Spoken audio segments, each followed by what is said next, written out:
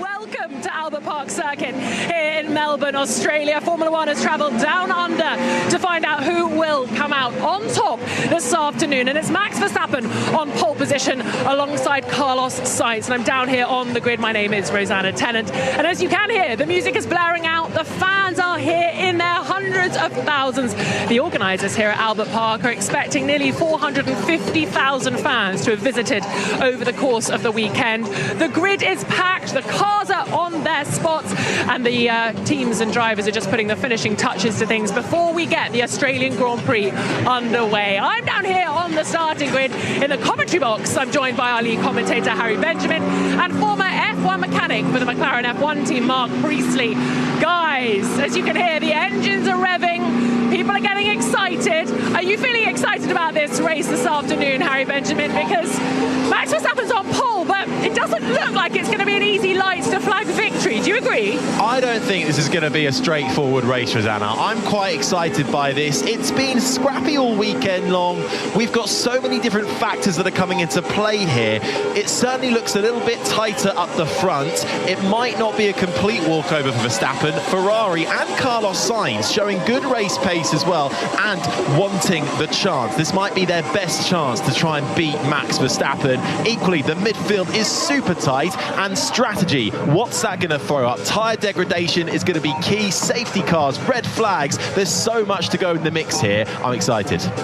Oh, you're reminiscing about last year's Grand Prix, aren't you? The 2023 race threw up so much controversy, circumstance, all sorts. We had 3 red flags last year. Will we see something similar this afternoon? Carlos Sainz starts alongside Max Verstappen. Of course, he missed the last round in Saudi Arabia with an appendicitis. He's had surgery and he is back on the grid, and he has got straight back to business, starting at the front of the grid, ahead of now Lando Norris in P3 and Charles Leclerc, the other Ferrari, in P4. And that's because Sergio Perez, the other Red Bull racing driver, was given a 3-place grid drop last night after qualifying for impeding Nico Hülkenberg in the Haas. That has promoted Lando Norris in the McLaren to P3. Your old team, Marc Priestley. So what can McLaren do this afternoon? Do we reckon they've got the race pace to challenge Ferrari and maybe even Max Verstappen? Well, actually, McLaren in a really strong position, I think. There's a little bit of confidence in the air at McLaren. They have secured their drivers on long-term deals, their new CEO, or their CEO rather, Zak Brown, extending his own deal. The team looks like it's in a good place right throughout the organisation. And in terms of pace, over the course of the practice sessions, they were one of the teams that stood out as having really strong race pace. Their car looking like it handles the tyres on heavy fuel loads really well. A definite, contender for the front rows of this grid as the race develops. They are a genuine challenger to the likes of Ferrari. So could we see a home hero in Oscar Piastri end up on the podium? It's a possibility. It really is a possibility. McLaren having a lot of confidence coming into this race, Mark, and also off track as well with their team, their CEO, McLaren's Zak Brown, extending his contract. Rosanna caught up with him. Zak, firstly, congratulations on the contract extension for yourself. Feels like there's some good stability at the team at the moment. Yeah, team's in a great place. Culture's fantastic. Everyone's working well together. Cars are good. Drivers are happy. But it's going to be a tough race today, but we're excited. You've been promoted up the grid because of Sergio Perez's penalty. What can you guys do in race trim? I feel like you are maybe a bit more confident than you might have been. Our race pace is good. It's a little bit warmer today than it has been. I'm not sure that is something that we prefer.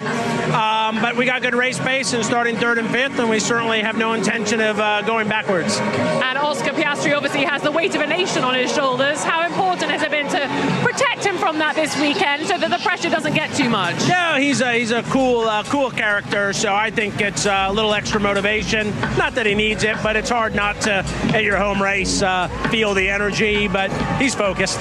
Good luck today. Thank you. McLaren CEO Zak Brown speaking with Rosanna Tennant. And what do you make of the management structure, Mark, at McLaren at the moment? Zak Brown, but also Andrea Stella, the team principal, second year now as team principal, coming from a technical background, being promoted into that role. It seems like they are making good strides, having started this new regulation era on the back foot. Yeah, I agree. I think the management and the organisation is in a really strong place, not just for today, but for the future.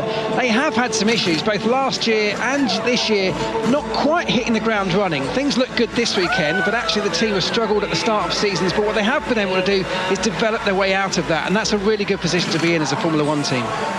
Yeah, lots of stability at McLaren, and Lando Norris is going to be staring at the back of Max Verstappen's Red Bull off the start. Can he get a jump on Max Verstappen and lead into the first turn?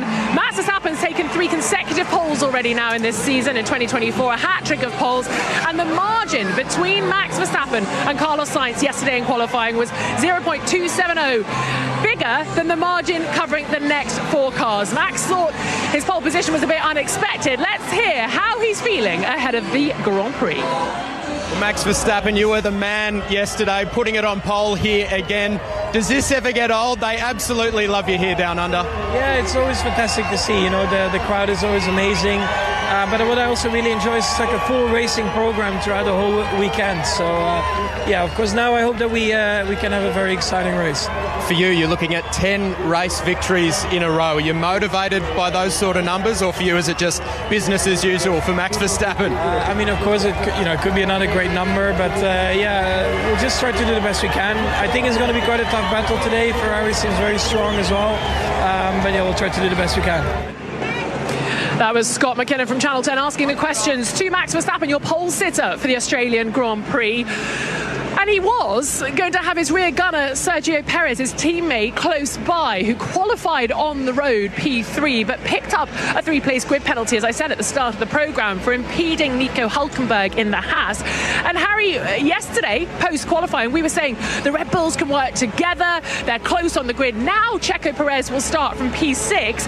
Max Verstappen's out there on his own, but does he need Checo Perez? Has he got enough race pace in hand to just motor off into the distance? Well, based on historic facts, you'd say yes, it's Verstappen, it's Team Verstappen before anything else. But yeah, Perez was supposed to be starting third, was given a 3-place grid penalty after qualifying for impeding the Haas of Nico Hülkenberg. Hülkenberg said it messed up his first lap, but it wasn't too harsh. There's a general consensus perhaps the penalty might have been a bit harsh, but Perez with some overtaking to do. He'll have Piastri, Leclerc and Norris now all in front of him, and we can hear from Red Bull team principal and CEO Christian Horner and what he thought on the matter too. Well, Christian, congratulations on another pole position. I think we were all a little bit surprised. Max even was surprised, but did you know you had it in hand? I think we were all a bit surprised. The Ferrari had looked so quick all weekend, but I think the team did a great job with Max, just tuning the car, and you know that by the time we got to Q3, we're in good shape, and you know, 2 great laps from him in the end. Shame Checo lost P3, but you know, good to have him up there as well. And I guess you disagree with that penalty, and you feel that he shouldn't have lost those paces. Well, my understanding from the meeting was that all parties concerned, including you know, Nico and his team, they're all happy with you know, obviously the circumstance, but a penalty was given. That's the way it is. So you know, we just get on with it. And let's look ahead to the race then. Max has just walked past us. Is he feeling confident he can hang on to the win today, or is race pace a little bit more of a concern? Well, I think we saw that again. Ferrari were very strong on longer runs, but you know, nobody's been on the hard tyre yet either. So it's a bit of a voyage of into the unknown. I've heard from Mercedes it could be even more than 2 stops. What are you reckoning? It could be anything. I mean, in even the support series, the tyres have looked pretty nasty, the way they're marking up. So let's see. Good luck today. Thank you. Team principal of Red Bull and CEO Christian Horner speaking to Rosanna there. Verstappen starting on pole, Perez now down in 6th after that penalty. But Marc, at least Red Bull have got 2 cars still in the game, unlike Williams, only with Alex Albon. He's starting down in 12th. Logan Sargent withdrawn from the weekend because Albon had this huge crash in practice. They broke the chassis, couldn't use it, so they elected to stand Sargent down so Albon could use his car. What a bizarre scenario. I imagine people at home listening thinking, what did you just say?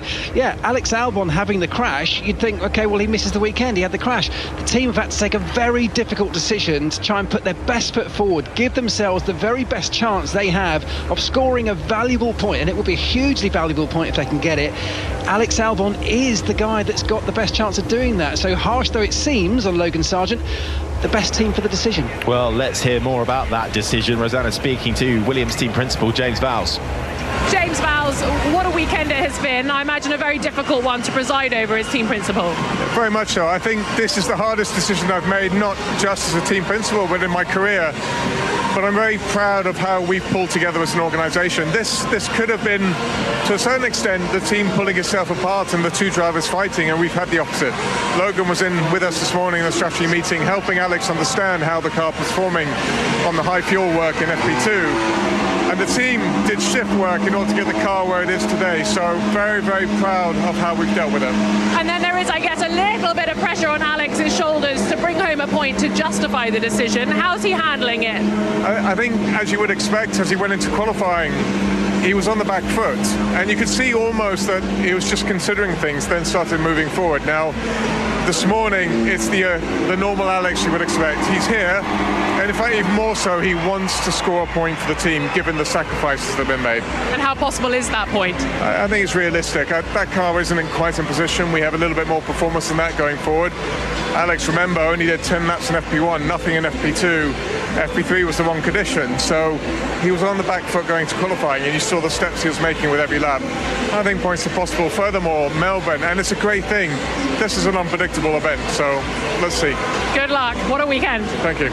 A lot of pressure on Alex Albon now to try and get that point, Rosanna, because for those teams outside the top 5, it's really only 10th place and that 1 point that they can grab onto at the moment.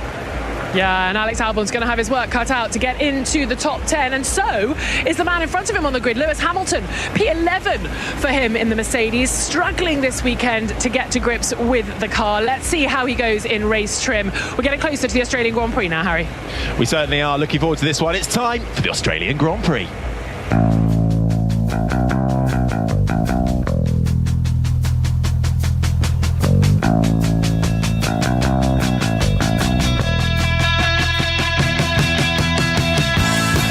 With his third consecutive pole position of the season, it's Max Verstappen and Red Bull who starts at the top of the pack. Carlos Sainz of the Ferrari is alongside him. The first McLaren of Lando Norris is third. Then comes Leclerc, Piastri, the top 5. Perez is 6th in front of Russell, Tsunoda 8th, Stroll 9th, and Alonso in the Aston Martin rounds out the top 10. Then it's Lewis Hamilton in 11th, Alex Albon 12th, Bottas is 13th, ahead of Magnussen in 14th. Ocon rounds out the top 15. Hülkenberg is 16th in front of Gasly, Ricciardo 18th, and from the pit lane, Zhou Guanyu with no Logan Sargent on the grid.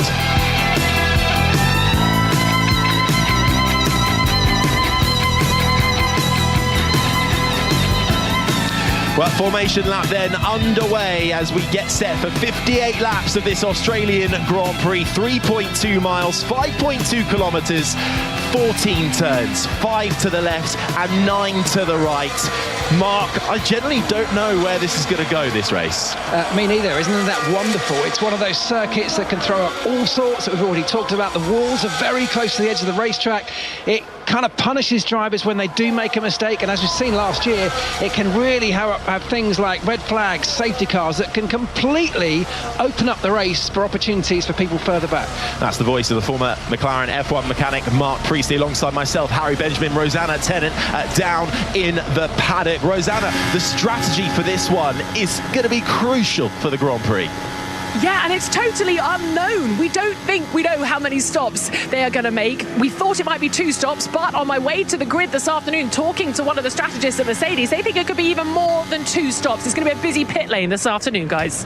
Yeah, everybody on the medium compound of tyre, except for Alonso and Hülkenberg. They're on the hards. Hamilton, Ricciardo and Zhou starting on the softs, Marc. Yeah, tyres are going to be a really interesting part of this because no one really has used the hard tyres, so that's a bit of an unknown. unknown, and graining, this sort of phase that tyres go through when they lose some performance, is higher than expected. So a lot of unknowns, which I think leaves us open for a great race. Well, the cars are now pulling up onto the grid, doing their last bits of burnout. Verstappen already lined up in his pole position grid spot as his teammate Sergio Perez slides in to that 6th place spot after his 3-place grid penalty for impeding Nico Hülkenberg. The tensions are starting to rise around the Albert Park circuit, which is absolutely packed out here. The track home to the Australian Grand Prix, this ahead of the 27th Australian Grand Prix held at this circuit. The fans are up on their feet, cheering on their home heroes. Oscar Piastri will go from 5th on the grid. Daniel Ricciardo, who worked to do, down in 18th, as Zhou Guanyu will start from the pit lane in his Sauber.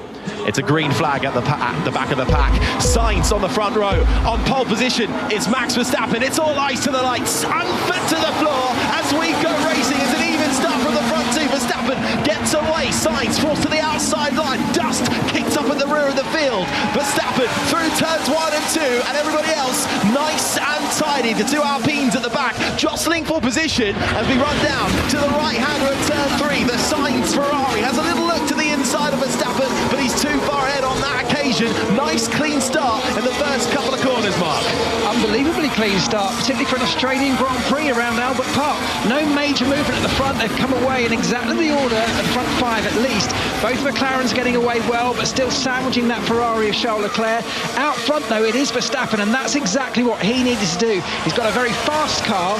It's up to now Carlos Sainz to really start to work him, close him down, use those 4 DRS zones at the end of this lap when that becomes available, try and find a way past.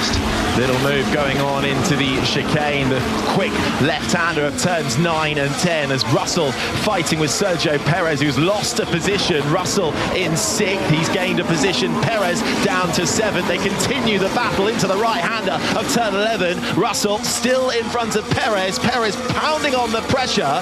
Further back in the pack, the two Alpines and the Haas of Nico Hülkenberg getting rather close. Hülkenberg almost forced out into the gravel runoff area on the exit of turn 11 and just misses out. Ocon 15th, Hülkenberg 16th, but across the line to start lap 2, Verstappen leads Sainz, Norris, Leclerc, Piastri the top 5, Russell, Perez, Stroll, Tsunoda, Hamilton the top 10, Alonso, Bottas, Magnussen, Albon, Ocon the top 15, Hülkenberg, Gasly, Ricciardo and Zhou away from the pit lane, 19 and last. Yeah, so new for this year, DRS available to all of the drivers that are within 1 second of the car in front at the end of the first lap. So of course we're now into lap 2, that means that is available. There are 4 DRS zones around this track, which is desperately trying to promote overtaking, and because everybody's so close together right now, Carlos Sainz well within that 1 second.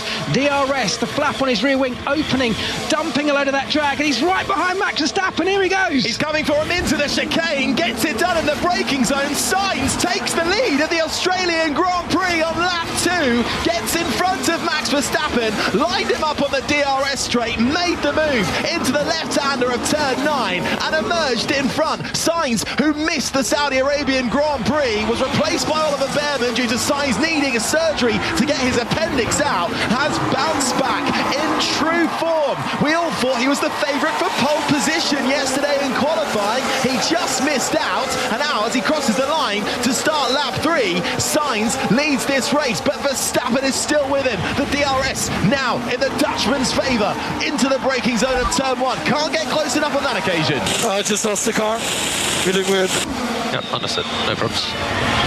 That's Verstappen on the radio. I just lost the car. Really weird. So perhaps not all too well for Verstappen in that Red Bull, but he's sticking close with Sainz for the time being.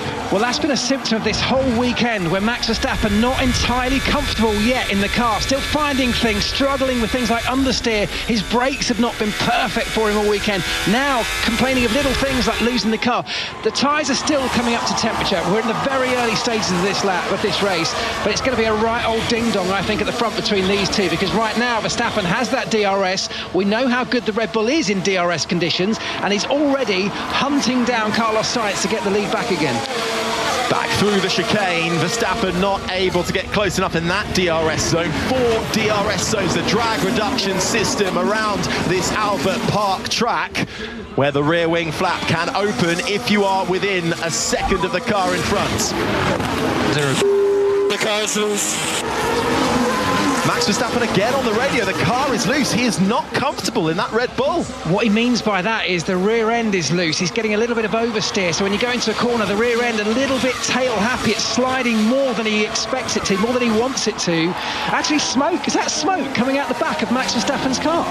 We have to get a closer look. It might just have been picked up a little bit of dust. He run offline, and you can really pick up the dust here in Albert Park. We are a temporary street circuit. It's running through a park that is used all year round as a park, not a racetrack. There's lots of foliage, bits of leaves get blown across, and you're absolutely right though, Mark, that isn't dust. That is smoke coming off the rear end of the Red Bull of Max Verstappen, and it's getting more and more. It's particularly coming on the right rear tyre. His brakes have overheated. His right rear brakes look like they're on fire, and smoke billowing out of the brake duct, out of the rear wheel, and that is about to let go. That tyre is about to burst, I can tell you that for nothing. How many times have we said during Max Verstappen's era of dominance that nothing ever seems to happen to him during a race? Never affected by reliability issues, never affected by any kind of track conditions. Verstappen going slow into the right-hander of turn 11. Norris goes through, Leclerc, Piastri through, Russell will be next. Verstappen having to pull out the way and watch the entire field make their way through. Smoke. Blue smoke. Fire.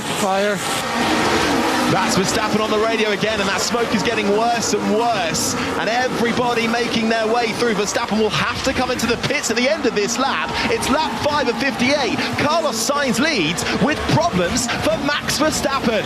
All of the talk so far this year has been, can Max win every single race? Can he take pole? Can he win the whole lot? Well, the answer, I'm pretty sure now, is no, he can't, because that car has got fire billowing out of the rear wheel. I'll be amazed if they're able to fix that. I suspect that's probably his race over, but it's going to take some time. He's now in the pits, pulling back into his pit crew. They'll take the wheel off, but there are flames billowing out of that tyre. I'd say that's it. Slowly peeling into his grid spot, Rosanna. Yeah, it's just gone past me down the pit lane, smoke billowing everywhere as the mechanics try to sort out the problem with Max's rear right tyre. Everyone's standing back though as well, because of course it's a little bit dangerous in the pit lane. A lot of the other mechanics from other teams, especially Sauber, taking a good look as he went past down the pit lane. They aren't working on the car at the moment, but wow, the reaction from the crowd when that overtake, first and foremost, by Carlos Sainz on Max Verstappen happened, they were ecstatic on their feet, cheering. I think everyone was a little bit of a fan of seeing someone else leading the race, and Max Verstappen is out of the car. He is back in the garage, taking off his hands device and his helmet, and that is game over for the champion. And that is Max Verstappen's first retirement from a Formula One race since this race, Australia 2022. Wow. Isn't that amazing? And what it has done is lit up the eyes of everybody else in the top 5 or 6 as we get a shot of Max Verstappen's car where you can see the fire has been raging inside that wheel rim. Now the wheel rim's away, flames still licking up, carbon fibre melted, burnt, crispy like toast. That car's going nowhere. But everybody else, Carlos Sainz now leading the race, both McLarens, even Leclerc brought back into play here. It's now definitely all to play for. Lots of action going on track, but there's action still in that Red Bull garage, Rosanna. Yeah, Max Verstappen not happy. A few expletives that I could make out from the screens I'm being shown, and he's tapping his head. So really not a very happy Max Verstappen, as you would imagine. But brakes were an issue for the Red Bull team earlier in the weekend. They were complaining of the brakes not biting. Mark, could this be related to that? Well, he wasn't happy. You're absolutely right. I have heard him complaining about almost everything on this car over this weekend, but brakes was definitely one of them. I mean, who knows? What often happens around this circuit is brake ducts can get blocked with debris, leaves. It's a park circuit overhanging with trees, crisp packets and things can get blown on. It's very common. It happens a lot. We've seen it over the years. It could be something like that. It doesn't take much to get in there before the temperature starts building rapidly and things get too hot, and that could be the result. Carlos Sainz leads the Australian Grand Prix for Ferrari, lap 7 of 58. He's 2 seconds clear of Lando Norris in the McLaren. Then comes Charles Leclerc in the Ferrari third, and Oscar Piastri fourth. George Russell rounds out the top 5, and there is a great battle developing over second place. Leclerc really challenging Norris, and Piastri right there as well. But Sainz head of the field at the moment, and it was a steady start though, Mark, wasn't it, for everybody? Verstappen away well, but then it all came undone. Well, there were no kind of remarkable starts. Everybody seemed to do a really good start, which meant they all pulled away together. That's been a really interesting side of this. We almost always get some kind of incident at the start of the Australian Grand Prix. It's very tight going into turn 1, but they all got through unscathed, and it was Carlos Sainz that made that move on Max Verstappen under DRS. The moment that rear wing was allowed to open at the end of lap 1, he put it to good use and got in front. He's now lost the only challenge he had in that moment of Max Verstappen, who was coming back. He now sits at the front of field, and it's a McLaren behind him, no longer a Red Bull. The only non-Red Bull driver to win last season was Carlos Sainz for Ferrari.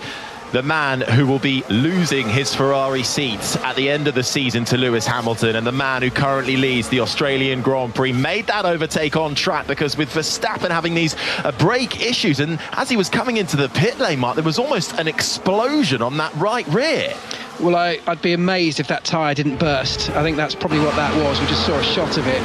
As Lewis Hamilton, he started on the soft tyres, the only man to do so, and already on lap 8, those soft tyres going away, no real surprise. He was hoping for an early safety car, which he didn't get. He's had to come in for an early stop. Yeah, he's not the only one either. Daniel Ricciardo has been in and put the hard compounder tyre on. So has Alex Albon in the Williams, along with Kevin Magnussen too. So those further down the field getting in a pit stop fairly early doors. Sainz leads, Norris, Leclerc, Piastri, Russell the top 5, Perez, Stroll, Tsunoda, Alonso, Bottas the top 10. But Leclerc in the second Ferrari is hounding Lando Norris for second. Tried to make a move going into the chicane, got oh so close, not close enough, and compromised as a result on the exit. And that's allowed Piastri and the other McLaren to get right on the rear wing of that Ferrari as they make their way through the right-hander of turn 11.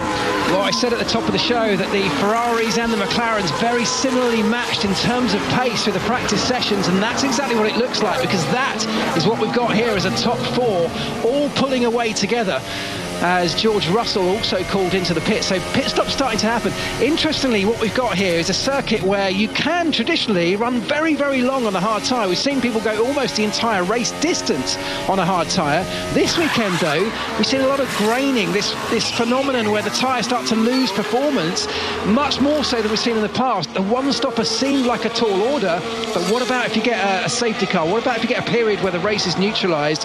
Those guys now on the hard tyre, just give them that option of running very, very long, potentially to the end, although that seems like a stretch. There's about a 60% chance of a safety car, and he's talking about pit stops. More issues for Sauber. Valtteri Bottas, 3 races in a row now has a Sauber pit stop gone awry, particularly with wheel nut issues, and that front left having to wait an age to get put on that Sauber. Bottas drops right to the back of the field. Sauber are only 95% confident in their pit stops coming into this weekend, and that was why. Here's Sainz who leads. Let's open the gap now then to go long. Tire feels very good to me. Okay. So Carlos Sainz wants to put his foot down and make a gap. He's already been told, let's stick with plan A, as Leclerc, his teammate, comes into the pits, followed by Piastri. Yeah, interesting. So a mix of strategies by the look of it. Carlos Sainz talking about going long. And look, one of the things I'm really impressed with Carlos Sainz is not just his ability behind the wheel. He's put in a really strong showing, not just this weekend, but consistently over the last year. But he's also really confident and driven when it comes to things like strategy. You often see Carlos seeming like he's leading the team's strategy, which is a really strong position for a driver to be in. So Carlos doing everything he needs to do right now. He is indeed. Rosanna, Leclerc and Piastri in the pits and straight back out again. Yeah, busy pit lane with those two drivers coming in early. The undercut is supposedly very powerful here, but we've just heard Carlos Sainz saying that he's feeling good on his tyres and wants to go long. So will Charles Leclerc, his teammate, and Oscar Piastri win out, given the undercut is so strong here? This is turning into a fascinating race as Max Verstappen already out of his overalls, helmet off, cap on, still in the garage, just having a little debrief with some of the teams as he walks out back into the pit lane and crosses the fast lane to go to the pit wall. Verstappen out of this race, retiring due to what looked like very much brake failure on that right rear brake, up in smoke and flames. And Albert Park, what is it about Melbourne and Albert Park? It always throws up something. Scrappy weekend for all drivers involved. Everyone finding it difficult to find the right balance, running out wide, cutting the grass as Lewis Hamilton has just displayed. He's just had a moment running wide at turn 1 and having to cut across the grassy runoff area. But Sainz leading. Norris has stayed out in the other McLaren. About 4.5 seconds the gap between the top two. Here is Sainz again. They're doing a mega job out there. And that is Ferrari giving Carlos Sainz all the support and motivation he needs. It is a great circuit. It's an old school circuit. We talked earlier about it bites, it punishes mistakes, but it's also quite a difficult one to categorise because it's kind of street circuit. It's running through the middle of a park, but it's not like that all the way around. It also has gravel traps. It also has grass and some runoff areas. So a real strange mix, but it does tend to give us interesting races with weird stuff going on. Looking at Carlos Sainz, he is doing a phenomenal job right now. He's opted to go long if we take those radio messages that we heard at face value. That's going to be an interesting one because we've all been talking about how graining is more of an issue, how these tyres are degrading faster than we've seen in the past. So whilst others are coming in to make pit stops, getting onto fresh tyres, going for that undercut, Carlos opting to try and push his tyres deep into the race. Now, that's an unknown because no one's run these hard compound tyres for long stints yet this weekend. How is he going to fare? How long are they going to last? He's got good pace and good feeling right now, but how long is that going to be able to continue into this race? We shall see. It's lap 12 of 58. Leclerc and the Ferrari and Piastri and the McLaren pitted together, fed back out. They're weaving their way through some of the traffic, and those who haven't pitted yet. Leclerc's just got himself up into 5th. Hulkenberg behind him as Piastri now tries to get in front of the German, and Rosanna Tennant down in the paddock. Carlos Sainz has just been told he's got to go to plan B now. Oh, how many plans are we going to hear from the Italian team this afternoon? Carlos Sainz happy out on track at the moment with the fastest lap. He's liking the tyres, but when I was speaking to the Mercedes team earlier on, they think we're going to see more than 2 stops. So if Carlos is happy now, I wonder how long that happiness is going to last, because this track has been incredibly harsh on the tyres. It's a little bit warmer today than it has been over the course of the weekend, so that might help things. But in the support categories, we saw in F2 the tyres just graining so quickly. So this is a really interesting strategic race now. It really is, and Pirelli bringing the softest tyres in the range, a change from what we saw last season when we were one step harder. So that is the punchiness of Pirelli's tyre choice that they have brought this weekend that is throwing up some intriguing strategy to play out. It's lap 13 of 58 of the Australian Grand Prix. Carlos Sainz for Ferrari leads ahead of Lando Norris in the McLaren, Perez up in 3rd, then it's Alonso, Leclerc the top 5, Piastri, Hulkenberg, Gasly, Russell, Stroll the top 10. They are your current point scorers. Here's Perez. I think we overdid it on this tire. The grip is quite low from the rear. Copy. So that's Perez, and he's currently out there on the medium compound of tyre. So he thinks he's overdone it. Well, that was always going to be the question. Those starting on the medium tyre, which at the front we've got Sainz, Norris and Perez, the current top 3. That tyre we know isn't going to last that long. We know that it's not going to go very deep into the race, which is potentially why Carlos Sainz is now being told, look, yes, plan A, good plan, we've got a clear track in front of us now, we've got no Max Verstappen, but, you know, the tyres are not going to last. We have seen the medium tyres start to go off way more quickly than, say, the hard tyre would be expected to do. So, but Carlos Sainz, needs to go as deep as he can now because he's missed the opportunity for undercuts or even to cover off those taking the undercut. He now needs to go as deep as he can, make use of the clear track, get onto that hard tyre, which will be the next one that he goes on to, and just see how far he can take that into the race. There's still a huge number of unknowns when it comes to strategy. I don't think anyone's yet got a clear-cut plan, and the fact that Ferrari have already switched from a plan A to a plan B, whatever that might be, has kind of signed off that. Everybody has pitted, with the exception of the top 4 at the moment. Sainz, Norris, Perez and Alonso, who started this race down in 10th on the hard compound tyre. He's stayed out, currently worked his way up into 4th, along with Nico Hülkenberg in 7th and Pierre Gasly in 8th, who are having a nice little tussle at the moment over 7th and 8th. Hülkenberg on the hard compound tyre, Gasly on the medium compound tyre. That's the sound you just heard a moment ago of the Frenchman in his Alpine as he makes his way through the right-hander of turn 1, feeds out through the left-hander of turn 2 into the first of the DRS zones that approaches the braking zone for turn 3, one of the main overtaking spots around this track, but the Alpine not close enough. And Gasly, who qualified down in 17th in an Alpine that has been struggling from the beginning of this season. Alpine, and along with Hülkenberg, those teams who were fighting for every scrap they can get, deciding, well, we're going to stay out here and see what happens in this race. Yeah, and let's not underestimate just how important that battle is for the long-term success, the championship. You know, there's so much at stake. That sort of final points-paying position, which Haas were able to get last time out with Nico Hülkenberg, is so valuable, so important to these teams. It could literally be the difference between tens of millions of pounds by the time they get to the end of this season. So that's a really interesting battle. At the front, though, things are starting to shape up. Sergio Perez just been called into the pits for his stop. Here comes the McLaren of Lando Norris into the pits as well. So Carlos Sainz at the front, the only man still on the mediums. It's a Spaniard 1-2 at the moment. Sainz leads, Alonso gets promoted up into 2nd, Norris in and out fairly swiftly. That was the sound of Sergio Perez's pit stop, and he feeds back out into this race. A pit stop takes around about 22 seconds here at Albert Park. That's around how much time you're going to lose. Just looking at the gaps between Carlos Sainz and his teammate Charles Leclerc, who's now in 3rd place, there is around 23 seconds.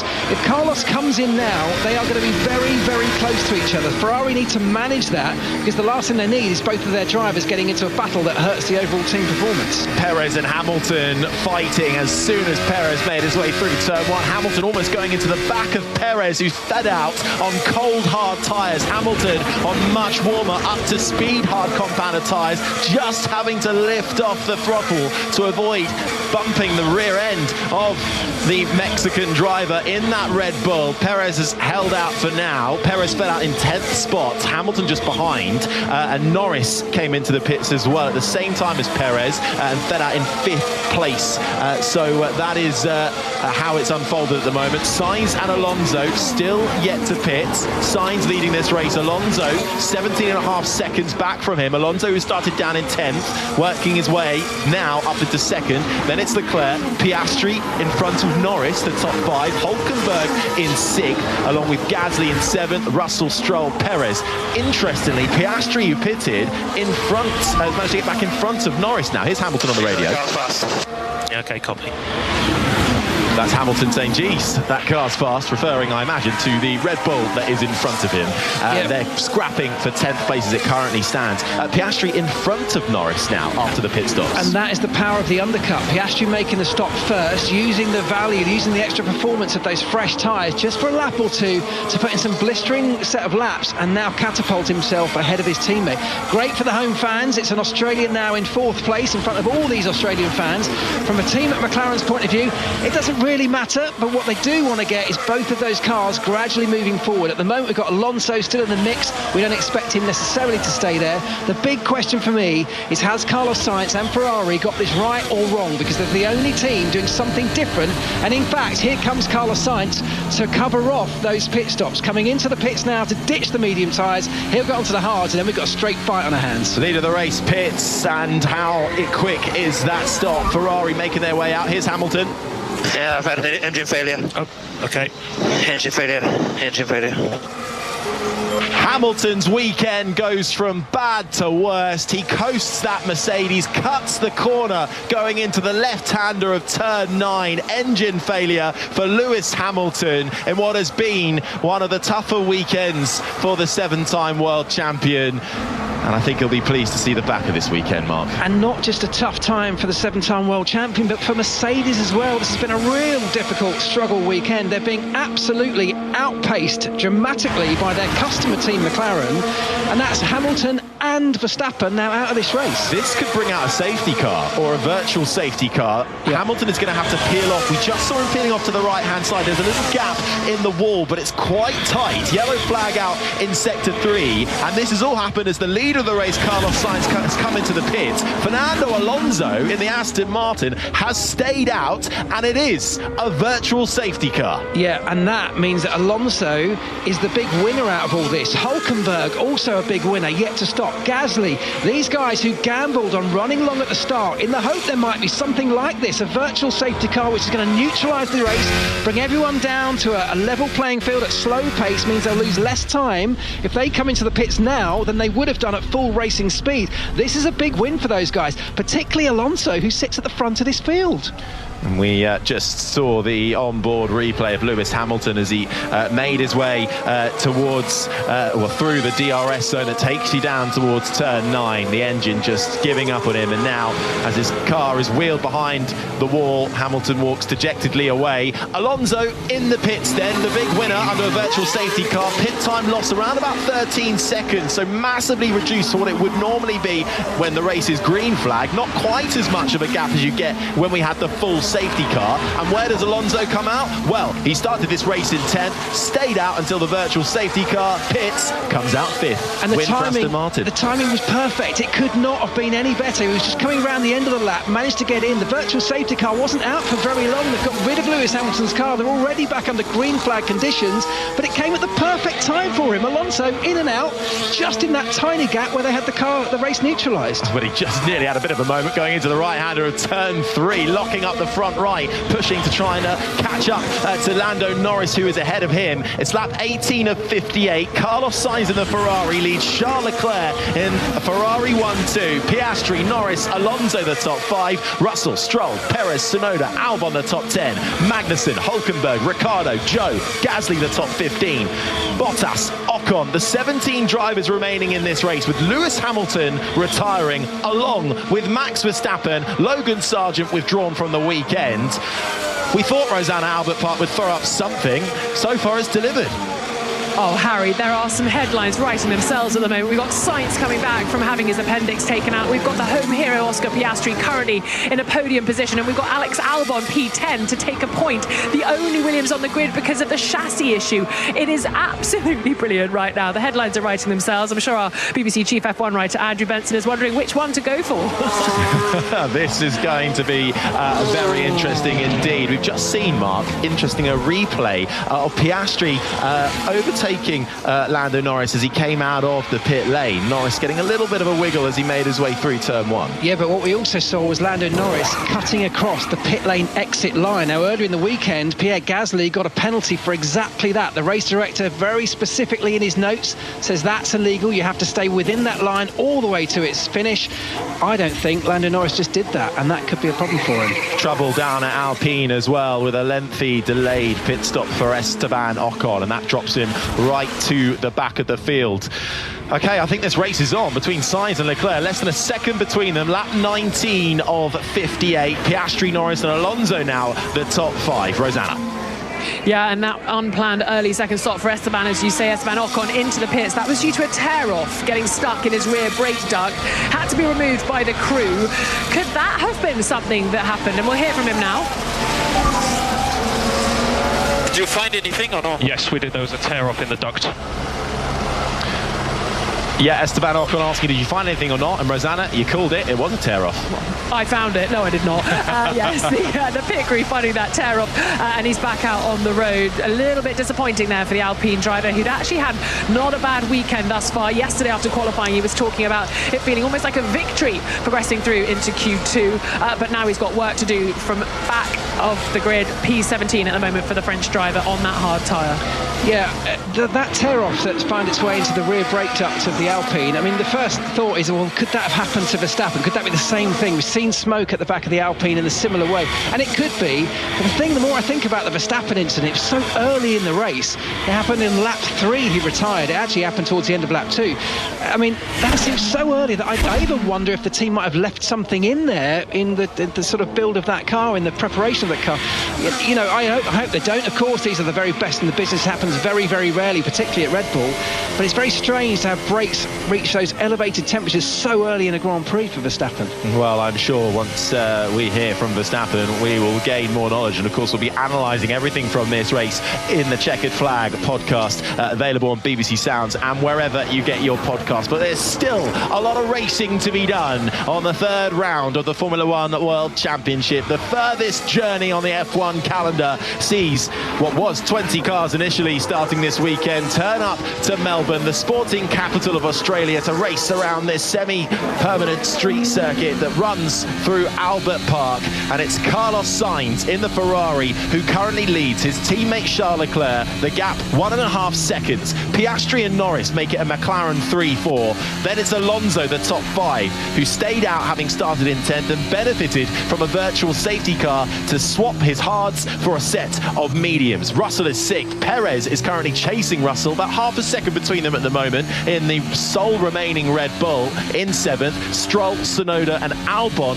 make up the rest of the top 10. They are your point scorers. Magnussen is ahead of Hülkenberg in 12th. Ricciardo, Joe, Gasly the top 15, Bottas and Ocon the 17 drivers that remain in this race. But you know what's interesting for me, Mark, at the moment, as Perez closes right in on Russell under DRS. Russell forces him to the outside. Perez swoops round into the left-hander of turn 9, makes the move stick. Perez up into 6th, Russell down into 7th. Can Russell try anything into the run down to the right-hander of turn 11? No, he can't. Perez makes that move and sticks with it. Perez 6th, Russell 7th.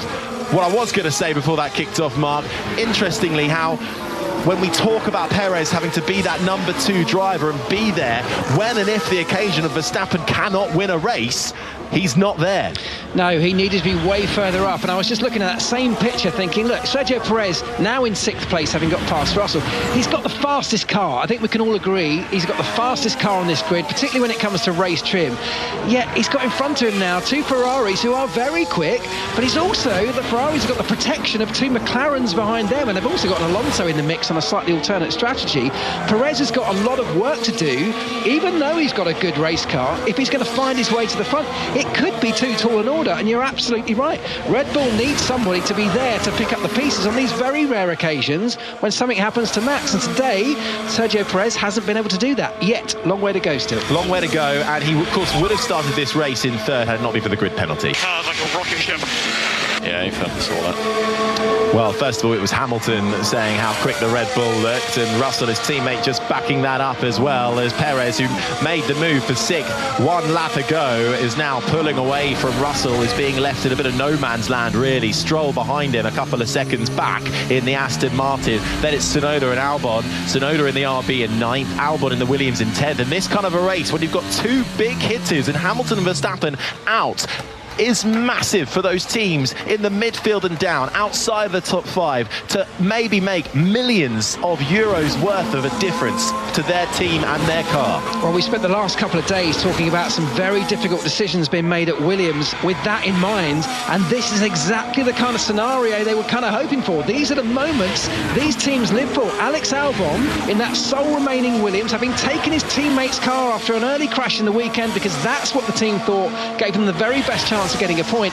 Alex Albon currently sitting in P10. We talk about the top 5 teams on a good day having the top 10 places and therefore all the points locked out. Well, one of those absolute shoe-ins for points, Max Verstappen out of this race. Now a Lewis Hamilton out of this race too. This is a wonderful opportunity for Alex Albon to pay all of the hard work that his team have put in over this weekend to get that car built. Pay them back, put some smiles on those faces. Absolutely. Battle up at the front. It's the two Ferraris. There's 2 seconds between them. Sainz is leading Leclerc. Now, I wonder how Ferrari play this and how they manage it. So far, Sainz has been the quicker of the drivers. It seems he's really nailed it in qualifying, and so far in this race, considering coming into this, he was almost downplaying his chances, still not quite 100% after having surgery for appendicitis. How are Ferrari going to manage this? It's going to be crucial for them this race. I think we can say with some certainty that because Carlos is a little bit lighter now without that appendix, that's the difference between the two. I mean, look, Carlos Sainz doing a really solid job. All weekend doing a really solid job. In fact, as we said earlier, I think for the last 12 months doing a really good job. I think the team, there's nothing the team need to do right now. Both on the similar strategy night, a slight tyre offset, but same strategy effectively on the hard tyre. They can manage the pace. They don't have too much of a threat from the McLarens at the moment. They need to keep an eye on Perez working his way through. But if you're Ferrari, I think you're in a good position. You've got both cars there. You've got a defence behind your leader. You can kind of control the way this race plays out from here on in. And Ferrari looking at their first 1-2 finish in a Grand Prix since Bahrain 2022. Oh, you've gone early with that, mate. You've gone early with that one. Well, that's what they're going to be thinking, and that's what the strategy surely is now. They've got this opportunity to seal the deal. Perez is down in 6th in the other Red Bull. Verstappen out. The 2 McLarens aren't quite matching them on race pace, but they're comfortably behind in 3rd and 4th. Ferrari have got a real opportunity here to win and get a 1-2 in the 3rd round of what we all thought would be another Max Verstappen dominated championship, and it might well have been had it not been for his brake issues. We're still waiting to hear exactly the reason for his right rear brakes literally exploding as they came into the pit lane, smoke streaming off the back of that Red Bull. But you're right, it is early stages. We're not even halfway through this race yet. Lap 25 of 58. Sainz leads Leclerc, Piastri, Norris, Alonso the top 5, Perez, Russell, Stroll, Tsunoda, Albon the top 10. Hulkenberg in the Haas is now in 11th. They've just been told to swap positions, the 2 Haas drivers. Hulkenberg now making his way through on Magnussen, and Hulkenberg's on the medium compound tyre, the quicker, softer rubber compared to Magnussen on the hards. Ricciardo is 13th. Joe Gasly the top 15 with Bottas and Ocon the 17 remaining drivers. Yeah, so team orders at the Haas team, which might be a hard one to take for Kevin Magnussen, given that he gave up and sacrificed his own race last week to give Hulkenberg a point. But you're right, they're on different tyre strategies, so the medium for Hulkenberg a little bit faster. He's not going to be able to go as long into this race before he needs to make another pit stop. So it makes perfect sense to swap them, give him a little bit of a run at Alex Albon. Half a second behind Alex Albon for that points-paying position right now, so that's a real battle and it's worth going for. The sun shining down on this Albert Park circuit. Air temperature 21 degrees, track temperature almost 40 degrees, and this is the sound of Nico Hulkenberg in the Haas, and this is exactly why they decided to swap the 2 Haases. Hulkenberg all over the rear of Alex Albon for the final points-paying position. It's 10th place. The Williams makes its way through the right-hander of turn 12 and now approaching the penultimate corner, the left-hander, turn 13. Hulkenberg will have the advantage of DRS as he makes his way round the final right-hand corner. The pit lane entry to your right. Both cars stay out, gearing up to speeds of over 300 kilometers an hour. With DRS, Hulkenberg closes on Albon. Can't get close enough, though, to have a dive down the inside, but he'll get another dose of DRS in the rundown to turn 3. He approaches up towards 300 kilometers once again before he slams on the brake, but Albon still holding on to 10th for the time being. But Haas are smelling another point here. Could be 2 points finishes in a row for Hulkenberg and Haas, but Albon and Williams will be desperate after the weekend they've had, down to 1 car in this race. Yeah, and it's a longer game than this, although this is a real intense battle. It's soft tyre, medium tyres rather, only 8 laps old on the Haas of Nico Hulkenberg, 19 lap old hard tyres on the Williams of Alex Albon. There's a real offset here in terms of performance. Nico Hulkenberg needs to make that count now because he's not going to be able to run as long into this race. There'll be an earlier pit stop for him than there should be for the Williams of Albon. This is one that has to play out now and play out quickly if Nico Hulkenberg is going to take the advantage of having this big tyre offset that he's got.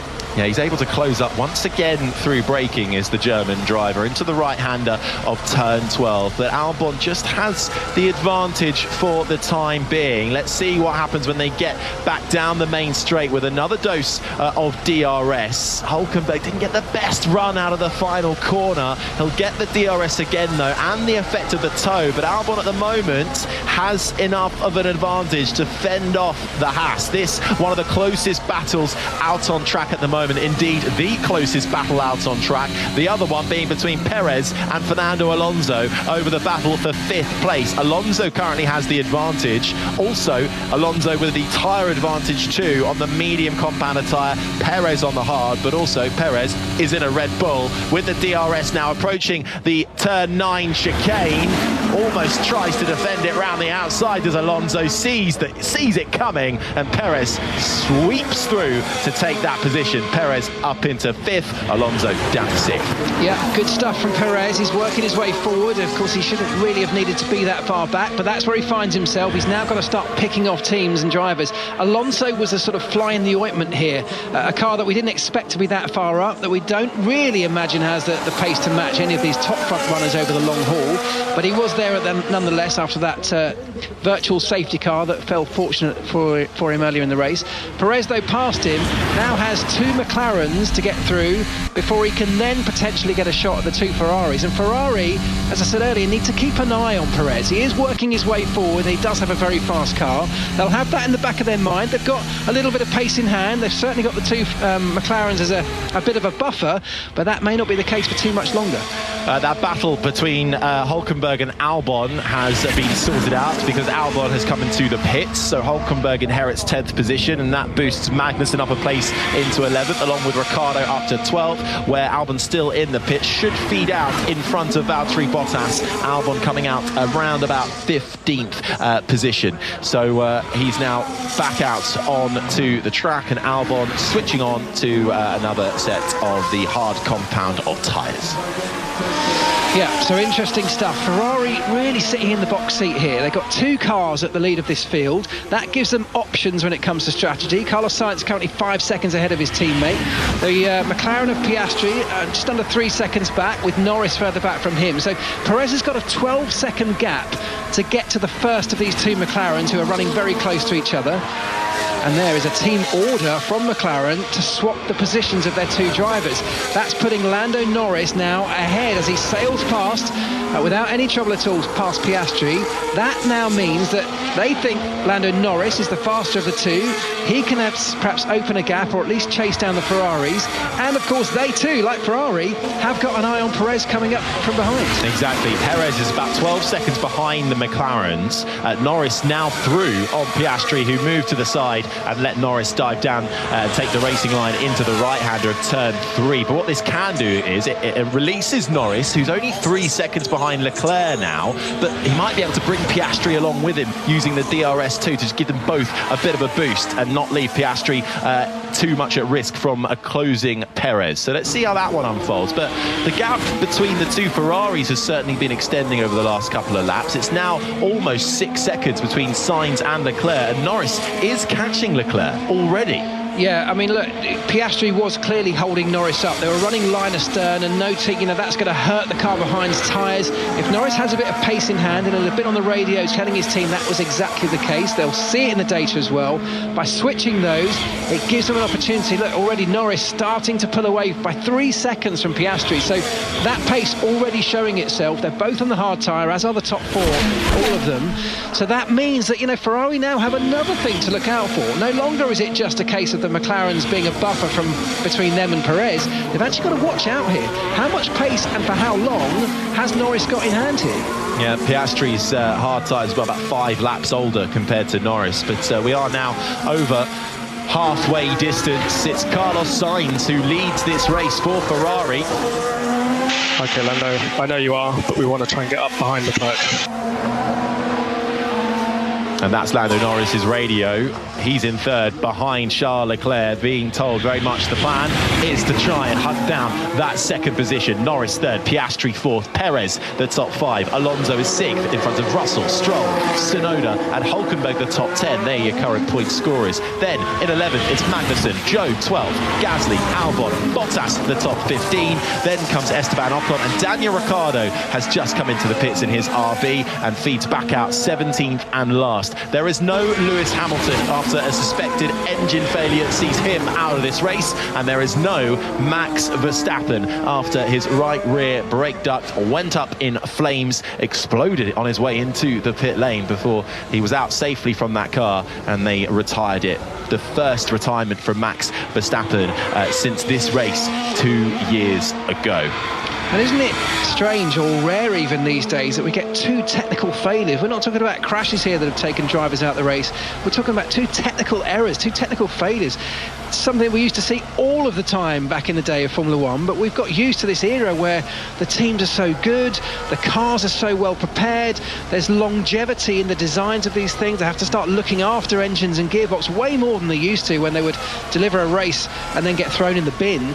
I mean, this is a sort of strange scenario for Formula One these days, but it has opened up the opportunities for pretty much everybody else in this race. We talk about the top 10 positions being so locked out so consistently. No longer. We've got 2 of those positions already gone, and people now seeing opportunity to really fight for such valuable points. Yeah, and the gaps, just seeing where the fights are at the moment. Alonso is still very much keeping Perez within his sights. That 0.8 of a second between Perez in 5th and Alonso in 6th. Alonso on the medium compound tyre compared to Perez on the hard. Joe and Gasly also fairly close. That's further down. The Sauber of Joe in 12th, and 0.8 back is the Alpine of Gasly. They're both on the hard compounded tyres, but those are sort of the closest gaps we have at the moment as we get into the middle of the race, and we see how long these tyres last for. I mean, we'd expect pretty much everybody to still at least make one more pit stop, certainly from the front runners. So this race, we're not going to see this out to the end here. We've still got opportunity. We've still got some unknowns in play. In fact, Alonso almost looks like he's coming back at Perez, doesn't he? Those medium tyres that Alonso's now on, starting to deliver performance. Or is it Perez's tyres going off, having had to work his way through the field? The hard tyre, although it's got some life in it, a lot longer life in it, it was a big unknown coming into this race. Nobody had run them throughout this weekend. So is Perez now finding the limit of those tyres, and is that giving opportunity to Alonso? And he's smelling a little bit of an opportunity there. Lap 32 of 58, Alonso absolutely is coming back at Perez, slowly, just nipping away a couple of tenths at a time, using the DRS as well. He's within a second, so he can open the rear wing, the drag reduction system, which gives you a bit of a boost down the designated zones, as long as you are within a second of the car in front of you. And through the right-hander of turn 11, it closes up slightly between Perez and Alonso, then Perez is able to pull away slightly. This is the battle over 5th and 6th. It's Sainz, though, who has over an 8-second lead to his teammate Charles Leclerc. Then comes Lando Norris, who has been released in front of his teammate Piastri now. It was about 3 seconds the gap a couple of laps ago between Norris and Leclerc. It's now just over 2 seconds, so Norris is certainly trying to hunt down Leclerc. Last lap around, Leclerc did a 1:21.8, Lando Norris did a 1:21.5, so that McLaren is a few tenths faster than the Ferrari in front. Yeah, it is interesting. We're starting to see a little bit of lull in performance. We might be reaching, we've peaked on some of these tyre performance laps. We're seeing Carlos Sainz pulling out a gap over his teammate Charles Leclerc, so 8.5 seconds now between the 2 Ferraris. Carlos Sainz seemingly very much under control here. Leclerc also seeming like that threat from McLaren not really developing in the way that we thought it was.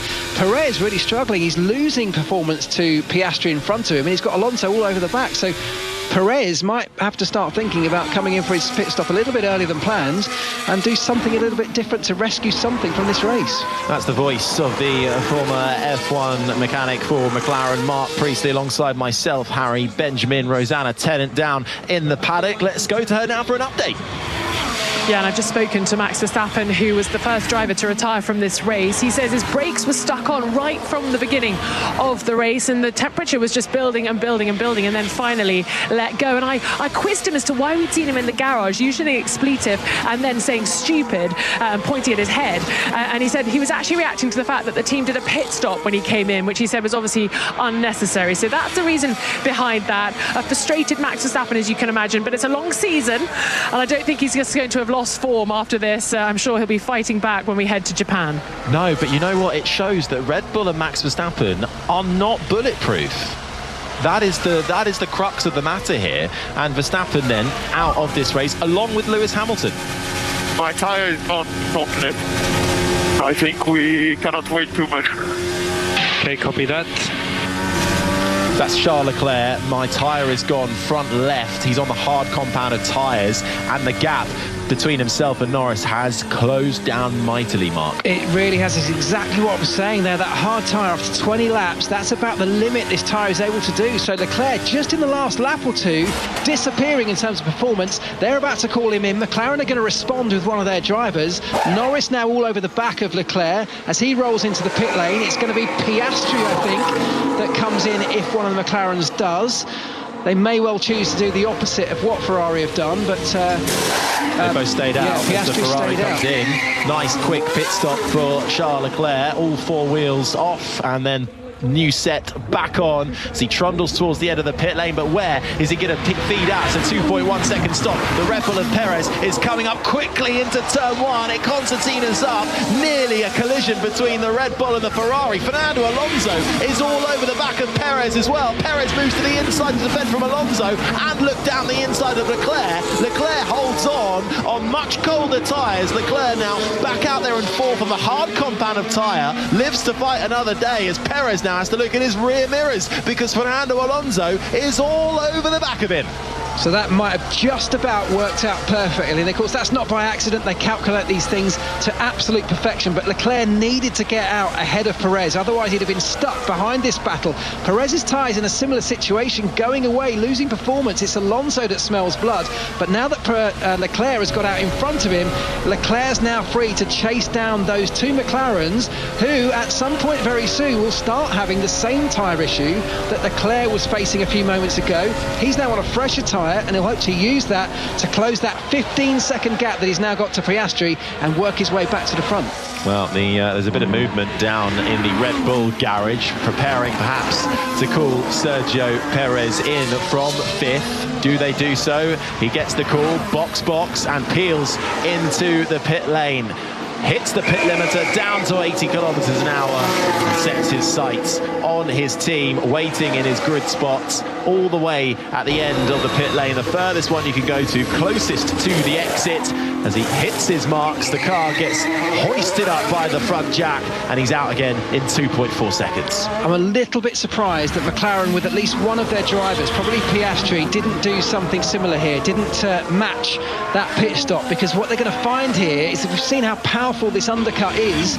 We've now got Leclerc and we've got Sergio Perez on fresh tyres, able to put in a really fast set of laps, and is that going to potentially hurt the likes of Piastri? I think Norris is fine. He's got a 7-second gap over the top of his a 4-second gap over the top of his teammate Piastri. Another pit stop problem is this for Zhou Guanyu? Well, there's actually no work being done on any of the tyres at the moment. Zhou Guanyu is just stationary. No one's touching the car. There's a fan going into one of the right side inlets. Struggling to select gear, perhaps? Possibly. It looked like he was looking down at his steering wheel, but either way, another disaster in the pit lane for the Sauber team, which is the last thing they needed. Yeah, just nothing. I thought it looked like almost he was stopping for a penalty, but nothing's flashed up on race control. So sounds like, and I'm hearing that Zhou Guanyu for Sauber is now out of this race. So problems down at Sauber. His teammate Valtteri Bottas, after another lengthy pit stop issue for Sauber, is Valtteri Bottas. Zhou not out. He's out on track in 17. So he has re-emerged then. So still, both Saubers are still in this race, but Zhou now plumb last. fast and at the back of this field. The battle starts to heat up once again, though, further up. It's over 11th this time. It's again, though, between Nico Hulkenberg and Alex Albon. Albon all over the back of him coming out of the turn 9-10 chicane. Hulkenberg fighting everything to try and keep the Thai driver behind. And Albon, here he is on the radio. They're so dangerous. Moving.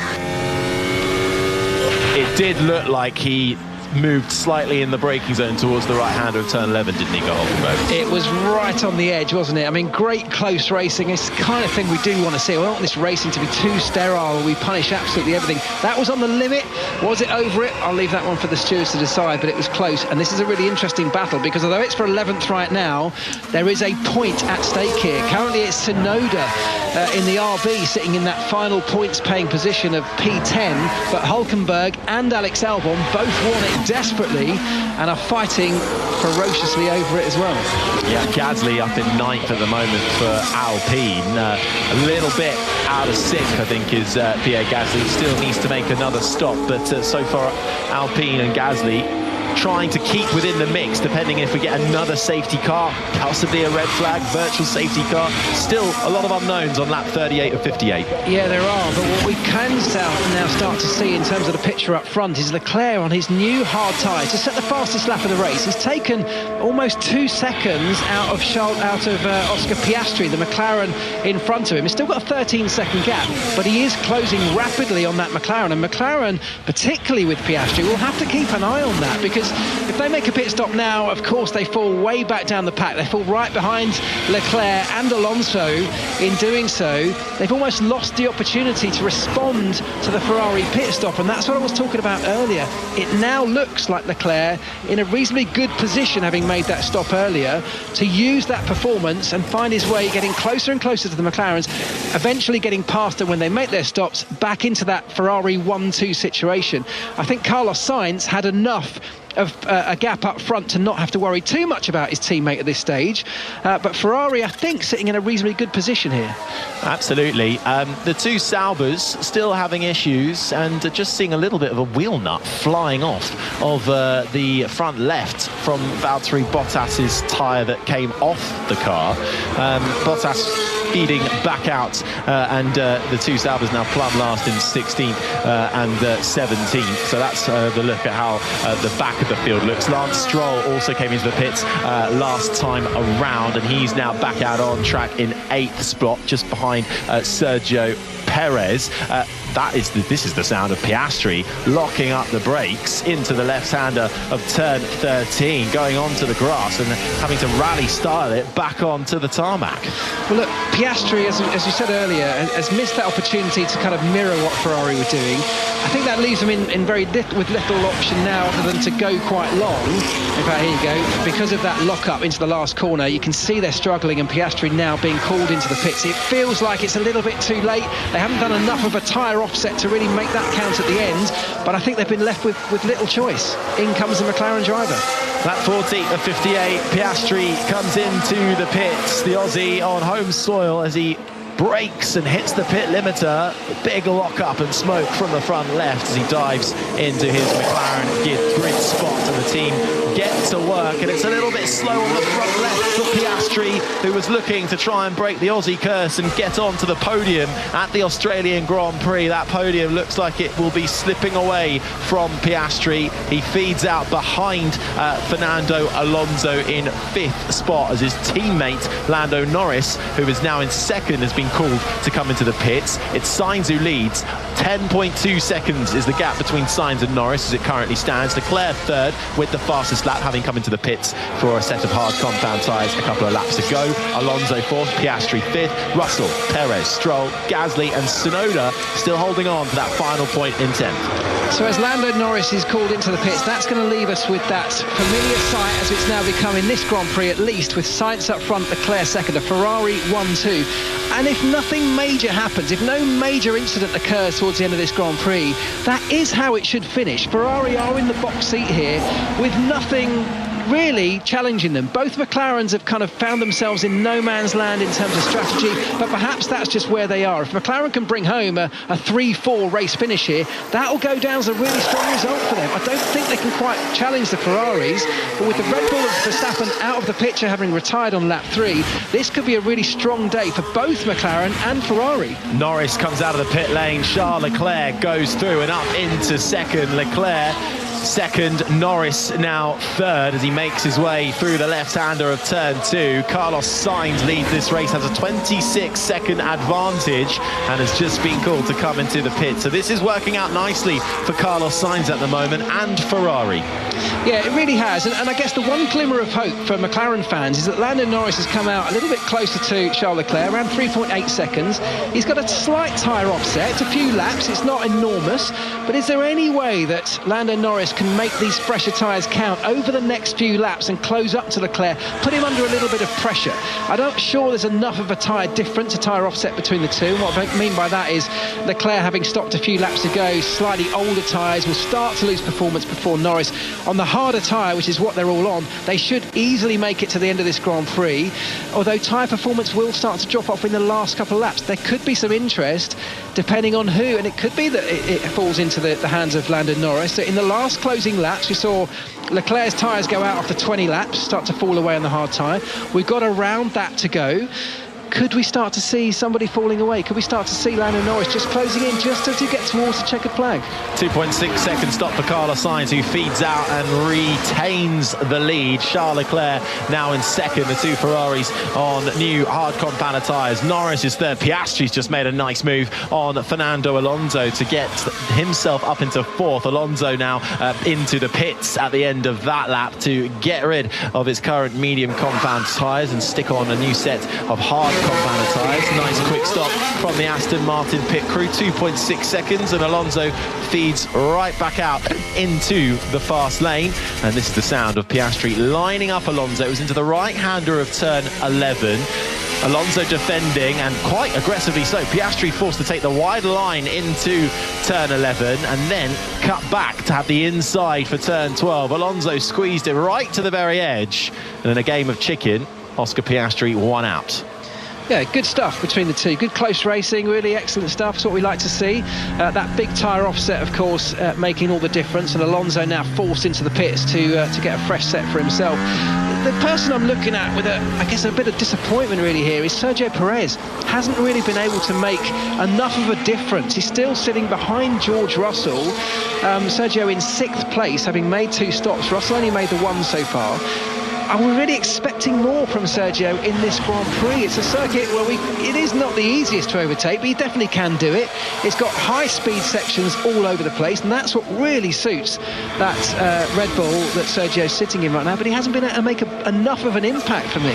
And unfortunately, the man who's been teed up since he came back into Formula One to have a look and possibly take that second seat, Daniel Ricciardo, who's currently racing for RB, has had a bit of an anonymous race. He's down in 13th. He started in 18th after his lap time was deleted in qualifying, but he's been outclassed by his teammate Yuki Tsunoda, who's currently in 9th. Behind Tsunoda is a fierce battle still. Hulkenberg and Albon have been going toe-to-toe, wheel-to-wheel, and almost front wing to rear wing through the chicane. Actually, it's now Magnussen closing up on the back of Albon. It's Hulkenberg with a couple of seconds gap over Albon, and it's his teammate Magnussen, who we heard him being asked to move over, let his teammate through. It's him that's now got the pace, and the gap is just half a second between Magnussen and Albon in front.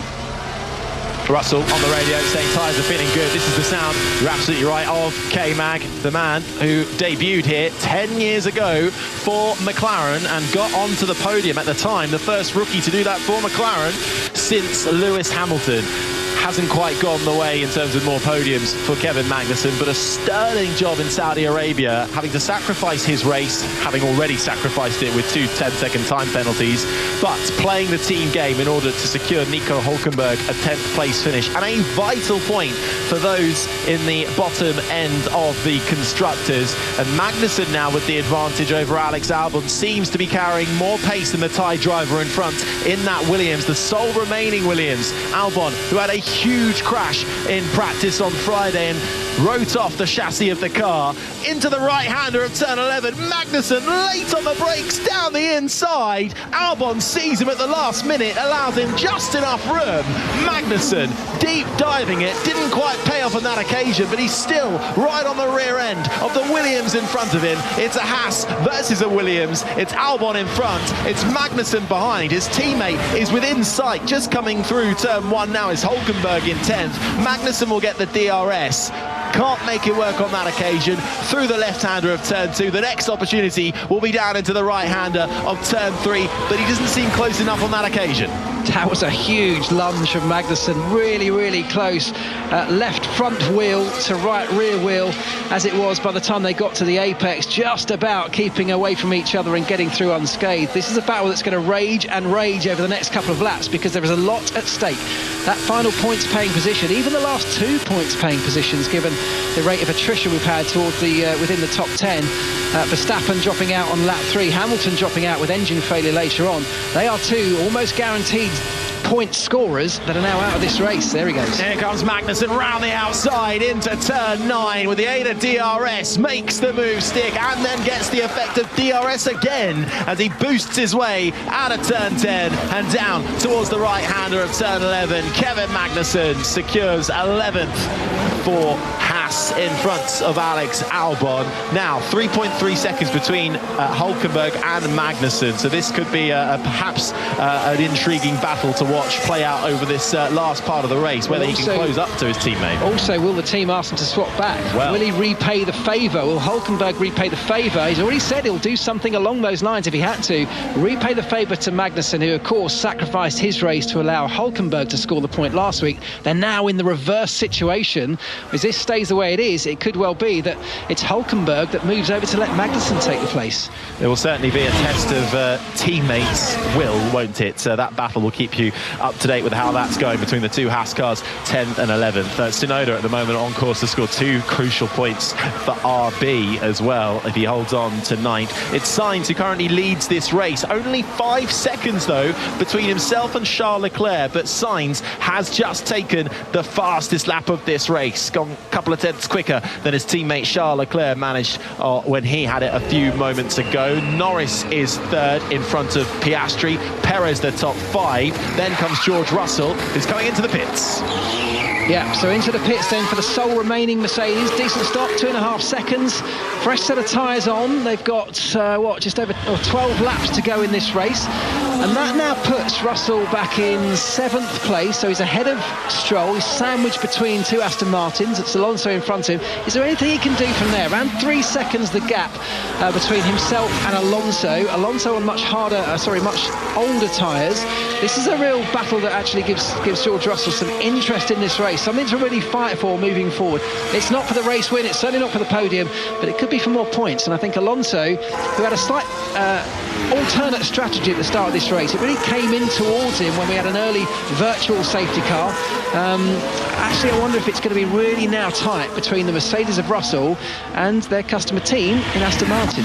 Yeah, Aston Martin, the last part of qualifying, it really fell a bit flat for them. Stroll 9th, Alonso 10th, Alonso now up into 6th, Stroll also still in this race in 8th as well, so looking good to score some crucial points for Aston Martin, but in that battle, in best of the rest almost, it's McLaren who are doing well.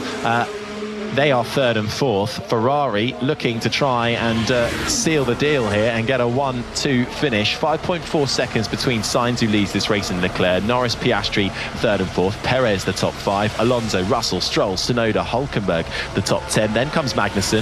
Albon is 12th. Ricciardo in 13th. Gasly and Bottas, the top 15. Joe is 16th. Ocon down in 17th. And the last car currently still in this race with no Lewis Hamilton due to power unit failure, suspected power unit failure. We've yet to hear from him. And Max Verstappen out of this race as well with brake damage to that right rear. No Logan Sargent after he was withdrawn by Williams, so Alex Albon could take his chassis after writing his one off in practice. Well, towards the front, Lando Norris has just put in the fastest lap of the race. So he's got around a 5-lap tyre offset to the Ferrari of Charles Leclerc in front. They're both on hard tyres, but Lando Norris with a 5-lap younger set of tyres on his car, having stopped later. Leclerc, though, still looking like he's got pace, because responding with a fastest lap of his own a moment later. So this is a real ding-dong between Ferrari and McLaren. I think we all thought Ferrari had a better car overall, but the race pace of that McLaren, the way it treats its tyres and looks after them, generally we've thought has been really good over the course of this weekend. And I think in the closing laps, potentially Charles Leclerc's tyres start to fall away. We've got 10 laps to go, around 3.8 seconds between Leclerc and Norris. As I said, Norris really going quickly, fastest lap of the race so far. Could he last that? Could he hang on to that pace when potentially it starts to just fall away for Leclerc?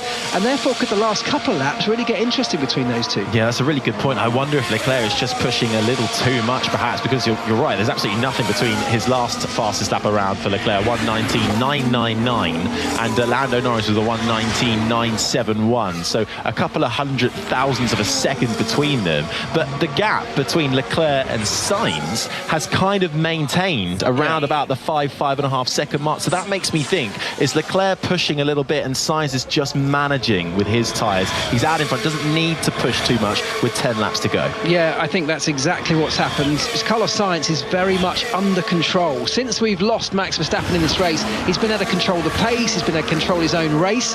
It's Leclerc who's having to worry, having to look in his mirrors. All right, Lando Norris is not underneath the rear wing of that Ferrari, but he needs to be very much aware that we've still got 10 laps to go, and at some point he could be underneath the rear wing. So he's having to look in his mirrors. Carlos Sainz at the moment can just look forward. Update from the steward's office: 5-second time penalty for Pierre Gasly failing to follow race director's instructions, crossing the line at pit exit. So Gasly hit with a 5-second time penalty. He's currently down in 14th. Isn't that the second time he's had that exact penalty this weekend? I think initially he was given a reprimand for it. I think it was a reprimand because it happened in practice, I believe. Yeah. So Gasly down in 14th at the moment. That would, if it finished like this, put him behind Valtteri Bottas in the Sauber, who is a couple of seconds behind him at the moment. That's the update from the steward's office so far, and we can get a Rosanna Tennant update. Oh, how about that? Yes, we've had 2 retirements, as I'm sure you have remembered. Max Verstappen out with a brake fire, and Lewis Hamilton out with a PU failure. And he's just been talking to the media in the media pen. And I have to say, I was expecting a frustrated, a cross Lewis Hamilton, but actually, he's in fairly good spirits. He didn't realise that the problem was coming his way. It came out of nowhere. And I did ask him about what this may mean for the rest of the season. Of course, the team's limited on how many engine components they have, but I think they were struggling anyway, so I'm sure it's going to be a tricky season for Mercedes, but he's in okay spirits. You can hear the full interview on the Checkered Flag podcast when Harry Benjamin, Marc, Priestley and I review the Australian Grand Prix, which I have to say is flying by, guys, and I don't want to curse it, but no red flag, no 2 red flags, no 3 red flags. No, not yet, but have you just cursed it, though? Have you just cursed it, Rosanna? I'm looking forward to our debrief. We're going to have a lot to discuss. This has been an absolutely fascinating race so far. It's Sainz who leads Leclerc, Norris, Piastri, Perez, the top 5, Alonso, Russell, Stroll, Tsunoda and Hülkenberg, the top 10. They are the current point scorers. Magnussen just outside in 11th, Albon, Ricciardo, Gasly, Bottas the top 15, Joe and Ocon 16th and 17th, the last of the remaining runners with, as we've mentioned, no Hamilton and no Verstappen, and Logan Sargent did not start this race. Russell in 7th at the moment. Just getting an update on his teammate, the other Mercedes car, still in this race, but only 7th for Mercedes. Is about 1.2 seconds back from Fernando Alonso. Only 7th, but that's where they are. That is where they are. And actually, George Russell really smelling blood with Alonso. In a moment ago, he was actually in DRS range, just outside right now, but it's on the bubble, on the cusp of that magic 1 second behind the car in front that he needs to be able to open that rear wing flap, the drag reduction system, which will dump a bunch of drag, allow him to get around 12 to 15 kilometres an hour extra top speed and hopefully find a way past down one of these many straights here at Albert Park. That's a battle we'll keep an eye on. I've just seen a replay of Pierre Gasly committing that offence of crossing the line at the pit lane exit. He crossed it by miles, and it's an almost exact replica of the offence he committed earlier in the weekend. A very strange thing to do twice. It's a funny exit almost, because you peel out, and because you're right on the inside of the first corner, which is a bit of a tight right-hander when you're coming at it from the pit lane. I see why you want to do it, but if you've very clearly been sort of noted and reprimanded once already, why do it again? Well, you can have a word with him then after. You can tell him, ask him why. I'm sure we'll hear from him about all of that. He has been hit with a 5-second time penalty, and actually though he would keep 14th at the moment, but it's 14th, no points up for grabs for that position. Bottas is behind him, 5.3 seconds behind the gap. Joe and Ocon, the last two runners in this race. Let's just keep you up to speed with how a couple of the midfield drivers are doing. Some good results on the cards on lap 52 and 58. Yuki Tsunoda, Marc, has had a really good run, quiet run. We have not really seen much of him, but he qualified in 8th. He's currently in 9th, looking set to secure 2 points. Hulkenberg's behind him, but about 4 seconds back, and he's about 3, he's also about 4 seconds behind Stroll, is Tsunoda. So good quiet race from Tsunoda so far. Really good, and as we said, the opportunity that's presented itself with Verstappen and Hamilton dropping out of this race means that he's sitting in 9th place. They are valuable points, and look, they've had the hurry up from Red Bull management just as early as last week, as recently as last week, saying that this RB team, the sort of junior, if you like, Red Bull team, they need to be scoring points. Well, there he is. There's the man, Yuki Tsunoda, in a position to score points a day. The reason perhaps we're talking so much about Tsunoda at the moment is partly because we're also talking about his teammate in a negative light. Daniel Ricciardo down in 3rd place after a really disappointing qualifying on the back of a disappointing run. People talking about where do these two drivers go next? Who's the next guy to take a seat at the top table in maybe that main Red Bull team if Perez is to move on at some point? Is it going to be Daniel Ricciardo? That's looking less and less likely. Could it be Tsunoda? These kind of performances are exactly what he needs to do to put himself into that picture and have his name mentioned when it comes to the big seat. Yeah, both RB drivers were given a bit of the hurry up coming into this weekend by Helmut Marko, the motorsport advisor for Red Bull, who oversees that young driver program. Helmut Marko very much had expected points from the first 2 races. That hadn't happened, so Tsunoda then making a step forward, which is exactly what Laurent Mekies, the team principal, wanted to see from Tsunoda, this continued step forwards, and he really is leading that team, which has come as a surprise to us. Everyone thought it would be Daniel Ricciardo. He thought we'd wipe the floor with him and make a case for that second Red Bull seat, but so far Ricciardo's home weekend has not ever really kicked off for him. Qualified down in 18th, would have made it through to Q2 had he not exceeded the track limits, which is a driver mistake. But even so, Ricciardo was puzzled because his best lap in Q2 still wouldn't have been on pace with Tsunoda, and that's the crux of the issue here. We'll digress all of that in much more detail in the Checkered Flag podcast, which you can hear post-race on BBC Sounds and wherever you get your podcasts. 5 laps to go of this Australian Grand Prix, which has been intriguing from start to finish. No Max Verstappen having to retire from this race, his first retirement in a Formula One race since Australia 2022. Lewis Hamilton, the other big name out of this race as well. Verstappen started on pole alongside the Ferrari of Carlos Sainz, who has bounced back remarkably from having to sit out of the Saudi Arabian Grand Prix a couple of weeks ago due to having surgery for his appendicitis. Was replaced by Oliver Behrman, who had a absolutely stellar run and really perked the eyeballs of a lot of people in this sport. But what a thing to do for Carlos Sainz to bounce back and on his way to taking his 3rd career win in Formula One. Still got a few more laps though to seal the deal. His teammate is backing him up to make it a Ferrari 1-2, 4.5 seconds between the two Ferraris. Norris and Piastri make it a McLaren 3-4 with Perez in 5th, and the next closest battle is between Fernando Alonso in the Aston Martin, who started down in 10th, and George Russell, who started 7th and is still in 7th, hunting down and trying to find a way through the wily old fox in front. But so far, Alonso holding that position. Yeah, George Russell with the youngest tyres on the grid right now. Everybody on the hardest compound of tyre, the white wall tyres, but it's Russell who stopped last to fit those, so much younger tyres, and he's now starting to see the benefit of that, where the others are starting to just lose performance around them. Russell now right up underneath the rear wing of Fernando Alonso's Aston Martin. Russell with the benefit of having DRS, where he can drop that drag and gain the extra top speed, and he's got a few more corners before he gets onto the next straight where he might be able to make that count. Round the final corner, the right-hander of turn 14. Russell will get the DRS. His teammate Lewis Hamilton out of this race, still in the garage though, headphones on, with a wry smile as he watches his teammate battle it out for 6th place into turn 1 and 2. Russell still behind. He'll get another dose of DRS in the rundown to turn 3, but not close enough on that occasion. Alonso in the Aston Martin in front of him, the man who won this race back in 2006.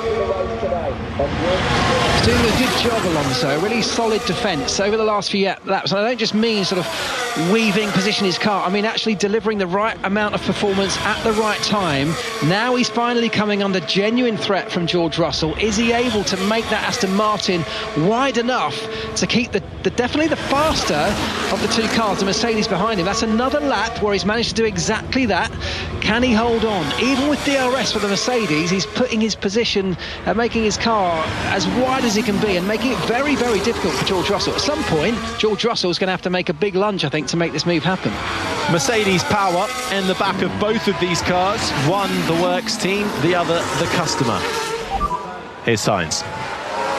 Tires don't feel great now. So Sainz reporting his tyres don't feel great now. It's lap 56 of 58. He's got 4.5 seconds over his teammate Charles Leclerc as Russell closes in on Alonso into turn 1. But that's really interesting. Sainz complaining about tyres. He's only done 13 laps on those. His teammate Leclerc has done 20 laps on the same hard compound of tyre behind him, and actually looking like he's delivering more performance. The gap now down to 3.8 between the two Ferraris. 3 seconds further back to a very fast Lando Norris, and closing fastest lap of the race from McLaren. Younger tyres again for Lando Norris. So this is what I was talking about. The last couple of laps, we are going to start to see the tyre offset, the different lifespan of those tyres really coming into play. Leclerc now responding with his own fastest lap. So that's really interesting that somehow Carlos Sainz's tyres seem to be going away a lot quicker than those of his teammate Charles Leclerc, even though they're younger. Leclerc's just picked up the fastest lap as well. So Sainz here starting to lose a big chunk of time on the penultimate lap to his teammate Charles Leclerc. Sainz only has a little distance to go to try and clinch this one. Meanwhile, Russell down in 7th is still fighting with Fernando Alonso, who's just keeping him at bay for the time being in that battle over 6th and 7th. The two McLarens in 3rd and 4th. Norris ahead of Piastri. Piastri just not having quite the same amount of race pace compared to his teammate.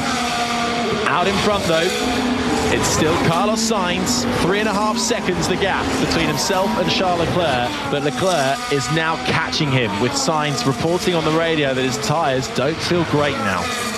Yeah, interesting stuff. I still think Carlos has got just over a lap to go now.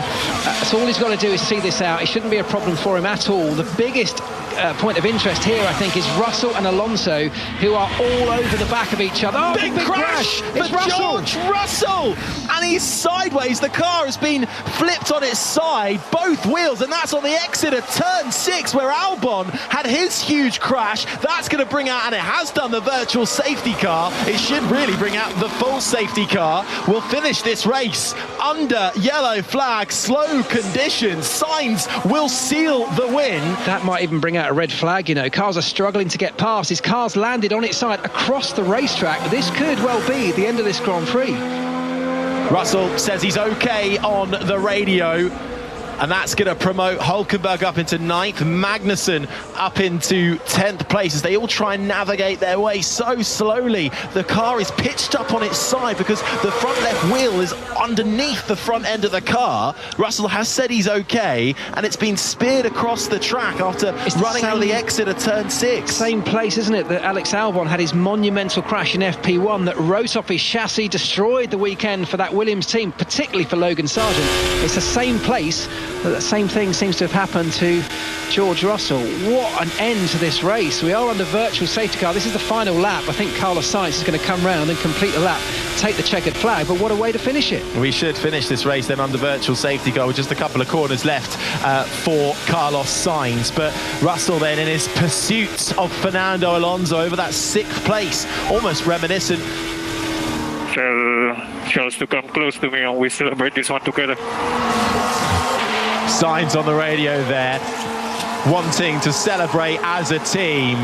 Sainz could have taken pole. He was just pipped by Max Verstappen, but it went Carlos Sainz's way down under as he takes the win for the Australian Grand Prix. Charles Leclerc makes it a Ferrari 1-2, and Lando Norris gets his first podium of the season in 3rd. The Ferrari team celebrates, the elation down at the Scuderia. Carlos Sainz taking his 3rd career win, having bounced back from surgery that missed him for the Saudi Arabian Grand Prix. Absolutely fantastic work from the Ferrari, but a race that is finished under virtual safety car after a big crash for George Russell. Russell out of the car, saying he's okay, and he is now being escorted into the Aston Martin medical car as we end this race in peculiar conditions, and we're just going to see and hear how it happened. So it's on the run down to the right-hander of turn 6, chasing Fernando Alonso, and he just loses the rear, has to go into the gravel, hits the wall, bounces over, and then gets pitched up back onto the track as the wheel, the front left tyre, goes under the front part of the car. Yeah, so he went in way too deep, had to back out of it, realised he wasn't going to make it past Alonso on the way in, had to back out because he was closing at such a pace to Alonso. That put him onto the gravel. It was an innocuous crash. He slid across the gravel, hit the wall which took the wheels off, and it was his own front wheel that dug underneath the car, together with the left-hand side, the rear wheel as well, dug under the car and flipped him up on its side. A very strange one, and unfortunately just a driver error. It's reminiscent of when Pastor Maldonado back in 2012 in the Williams was hunting down Fernando Alonso in the final lap of the race for a big point scoring position and then crashed in that very corner. We have it. Yes, we have it. P1, baby, P1. So, baby shark move. Good job, Carlos. This is amazing. Thank you, guys. Thank you. Unbelievable. John. Life is a roller coaster. It is. Life is incredible sometimes. Anyway, thank you, Ricky. Thank you, Ferrari. Forza. The man who will not be a Ferrari driver this time next year, his final season for the Scuderia. He makes way for Lewis Hamilton. He missed round 2 of this championship in Saudi Arabia due to surgery for appendicitis, and he bounces back down under, qualifies second, takes the win. And P2. Congratulations, boys. Good job, Charles. Good job. Congrats. Yeah, you did a good job. And Charles Leclerc makes it a 1-2 for Ferrari. The first time they've scored a 1-2 since Bahrain 2022, as the two Ferraris peel back into the pit lane and absolutely swamped by Ferrari crew as they make their way down into Parc Fermé. Rosanna's down there. Yeah, and Charles Leclerc has just pulled up in his Ferrari, being beckoned into the Parc Fermé area. Ferrari flag waving, held by the mechanics who are now cheering their man on. Carlos Sainz making his way underneath the podium. It's a little bit special here, as you can hear the Ferrari SF24 firing up there as it heads underneath the podium. Oh, I forgot.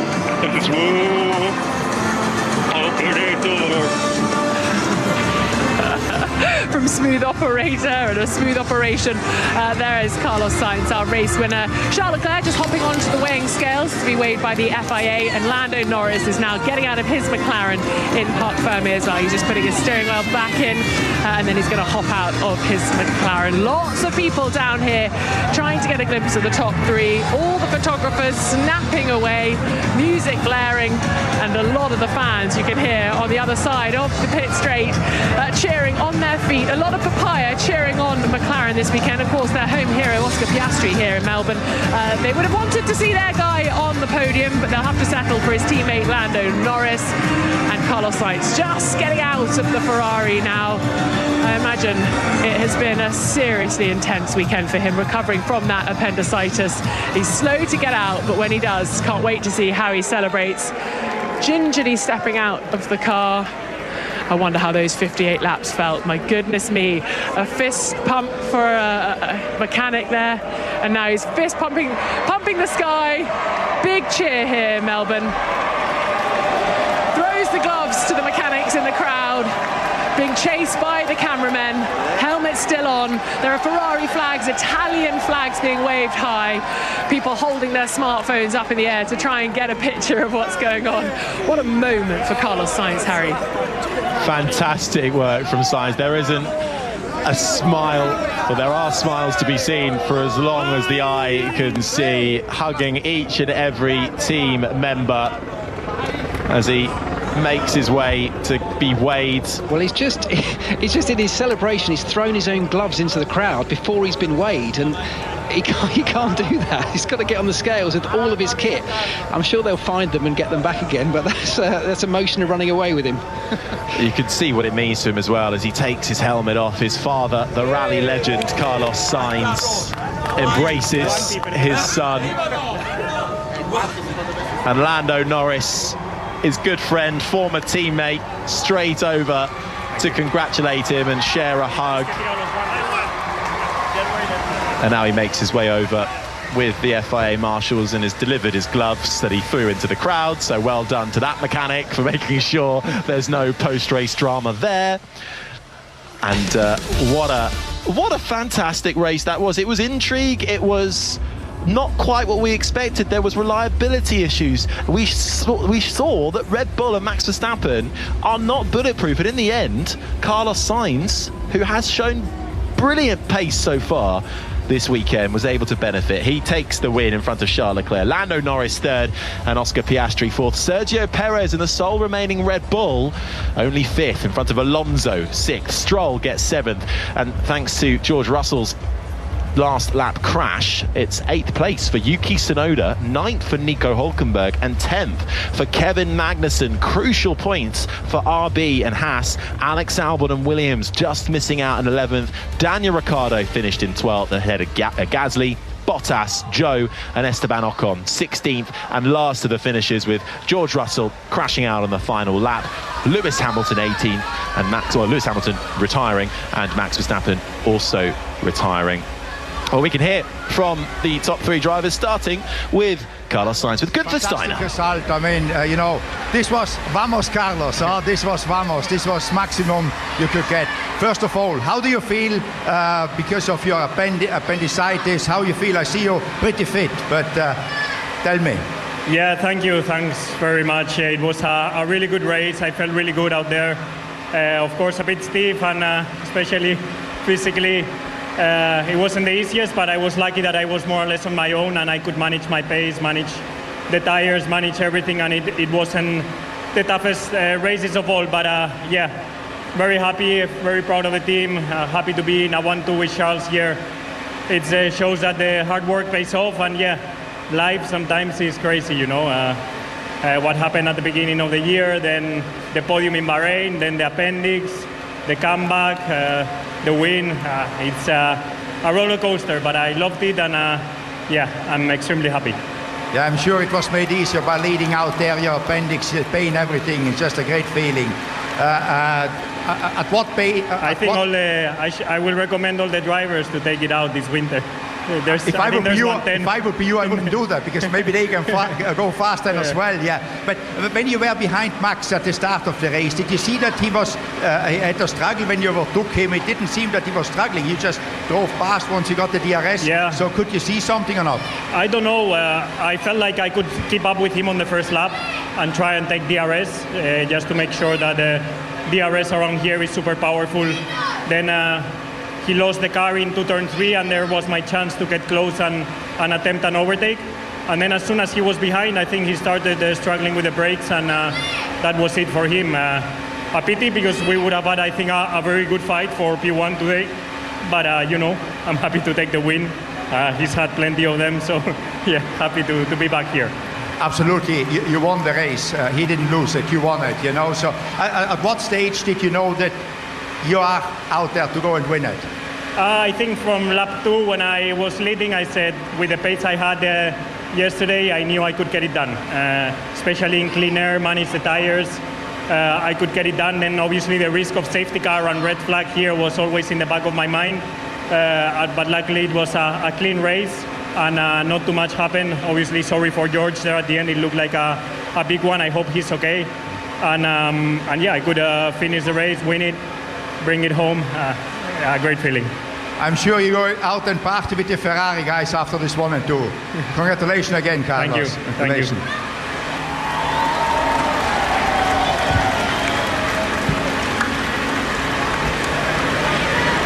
Congratulations to you as well, Charles. Fantastic second place, podium. 1-2 for Ferrari. Must feel great for the whole team, and you must be proud of what you achieved today.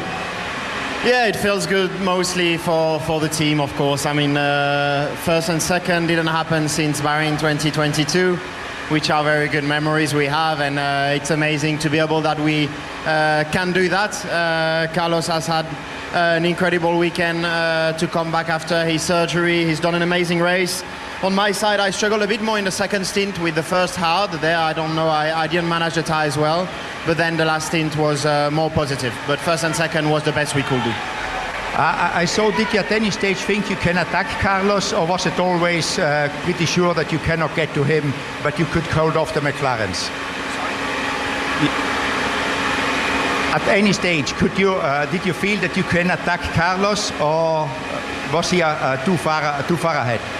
Not really, because in the first stint we had to protect behind, so we had to stop a bit earlier, and then from that moment onwards Carlos was very fast, and with my tires I was struggling. So I think that as soon as we stopped at the first stop, then for me it was clear. But again, Carlos has done a better job all weekend, so I mean, at least from qualifying to the race, and he definitely deserves that victory. So I'm really happy for him, I'm really happy for the team. It's really good points. We came into the weekend telling ourselves that we need to maximize our points, and there's nothing we could have done better, so really happy about this. I wish you a nice evening partying with the boys. I wish you a good evening partying with the boys. Thank you. Thank you very much. Thank you.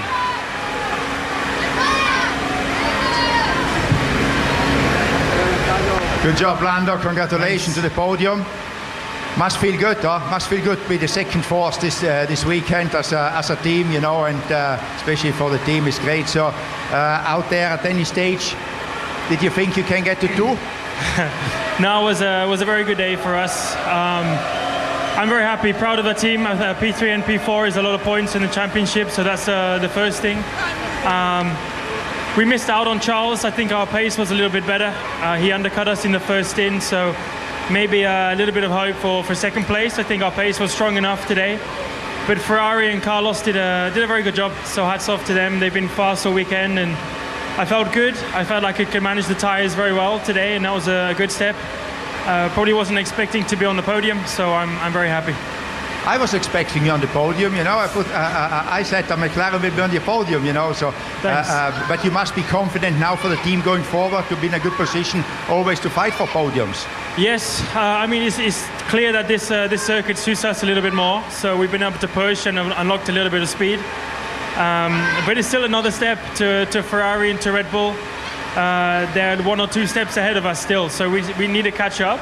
But it's clear that we're getting closer, and a day like today proves exactly that. So a big thanks to all in McLaren. We're getting closer to our target. It's nice to be back on the podium again, and hopefully we can have many more. Yeah, I'm sure also for Oscar finishing fourth for Melbourne is fantastic as a team effort. Very well done, guys. Congratulations. Cheers. Thank you, man. The top three there for the Australian Grand Prix. Your winner, Carlos Sainz, Charles Leclerc in second, and Lando Norris in third. Talking to Gunther Steiner. I think that'll be a very happy podium, Rosanna, particularly with the man on the top step. What a story.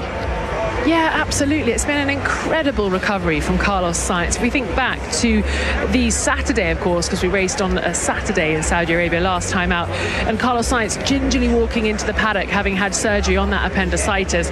What a difference the last couple of weeks have made, and now he's going to be on the top step of the podium. And a Ferrari 1-2.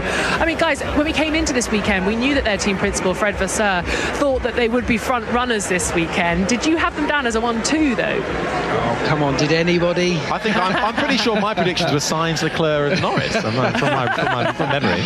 I mean, look, well, dinner's on you. The one thing I would say about today's result is, and we'll never know the answer, whether Max Verstappen, whether Carlos could have taken on Max in a straight fight.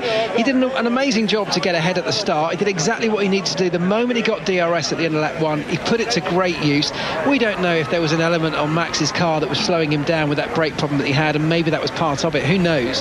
But look, what we have seen is a really strong Carlos, not just today but all weekend, and even, as I said in commentary, a long way before that. He is on a real mission right now. He's obviously looking for a new seat, and each of these performances, the way he's conducting himself, it's putting him in a wonderful position. And if I'm one of the other top teams, if I'm Mercedes, we're losing Lewis Hamilton at the end of the season, I'm looking at Carlos thinking this is actually a really, really strong option. Yeah, Carlos has performed beautifully over the course of this weekend, saying that he was reasonably comfortable in the car at the end of practice on Friday. I'm sure he's feeling a lot more comfortable now that those 58 laps are over. And I think the drivers are now heading into the cool-down room. Carlos Sainz was walking around Parc Fermé with a Spanish flag. Let's listen in. But maybe the rear brakes were already going. Then he was on my DRS. I was seeing that, I was like, we continued like 2-3 laps. I was like, come on. Really bad. Oh, whoa. I was on fire, huh? The rear brakes. You exploded. Yeah. So in the cool-down room, the top three, and they're being shown images of Verstappen and his issues that saw him out of the race with that brake fire and then turning into an explosion. Carlos Sainz reacting quite well to that. Big surprise for him. I like it. I think they just... I know the shape of the corner is amazing. It's so nice. It's so narrow. Yeah. At the speed we go. This is it. And now they're watching the Russell crash. Not too bad. No, that's not the one. Yes. Yeah. But how did he... The rear tire, it looked like he rolled. Oh, it's okay. I thought it was much... They're saying it wasn't too bad. Well, they're laughing because the end position that George Russell's car finished in looks like the biggest crash you've ever seen. It's on its side, stuck in the middle of the racetrack. But actually, it was quite innocuous building up to that. It was only the fact that it was sliding across the track and the tyres dug in underneath it that flipped it over. How interesting, though, to see. We often call that moment, the cool-down room, the Max Verstappen podcast, don't we? Where we hear them all chatting. It's the first time for ages that Max hasn't been in it. Well, at the end of all that, Rosanna, though, Sainz and Verstappen continue to be the only race winners in the last 11 months. I know, amazing stats, isn't it? Here we go then, Lando Norris out onto the podium, giving a thumbs up to the crowd and waving to the fans in the grandstand. He's going to take his place on the third step of the podium. And now second up on the podium comes Charles Leclerc, second written on the back screen with a picture of Charles Leclerc as well in his race number 16. He's standing on the podium now, and here we go. Carlos Sainz, big cheer for Carlos Sainz. Scuderia Ferrari, the Spanish and Italian national anthems. So Carlos Sainz takes his cap off, and here we go.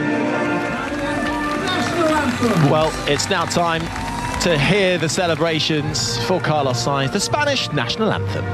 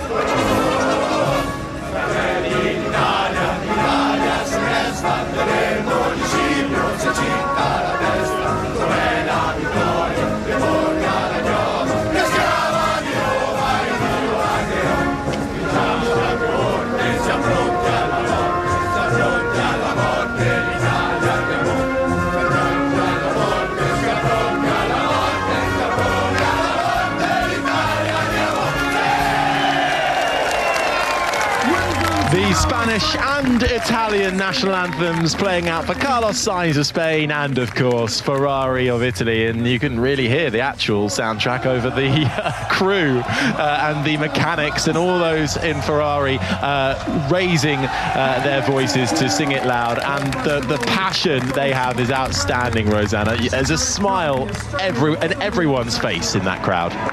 There really is, and Carlos Sainz has the biggest smile of all. He's just held the trophy up towards the mechanics, obviously thanking them for all their efforts as well to help him achieve this win. And the beautiful trophy for the Australian Grand Prix, it's a reflective steering wheel shaped trophy, and you can just see all the people below the podium reflected in the trophy. The Constructors' Trophy has just been handed over as well. So more cheers and more rounds of applause. Charles Leclerc is now going to take his trophy as well, a slightly smaller version of the winner's trophy, as you might imagine. He holds it aloft and has a little look at the trophy itself, turning it over, examining it closely. And here we go, you can probably hear in the background Lando Norris holding the trophy, gives it a slow rise up above his head, and again also having a little look at the trophy. I love how the drivers examine them. Charles Leclerc is looking a little over-eager. He's grabbed his bottle of sparkling wine. Here we go, confetti in the air, champagne being sprayed all over, and Carlos Sainz steps down off the top step to give Lando Norris a good spraying. The drivers are enjoying themselves. I have to say the conditions here are absolutely spectacular, Harry. Blue skies, a slight breeze, and as I look to my right, there are Italian flags flying, Ferrari flags flying, and the green and yellow confetti is flying in the air. What a moment for Carlos Sainz. What a lovely story. Third race of the season, and it's not all about Max Verstappen. How about that? Who'd have thought it? We haven't heard the Dutch national anthem. I can't believe that. The routine is off. I mean, fantastic. And in the driver's standings as well, Leclerc now goes up into second, Sainz up into fourth, and Norris gets up into sixth just behind his teammate Piastri.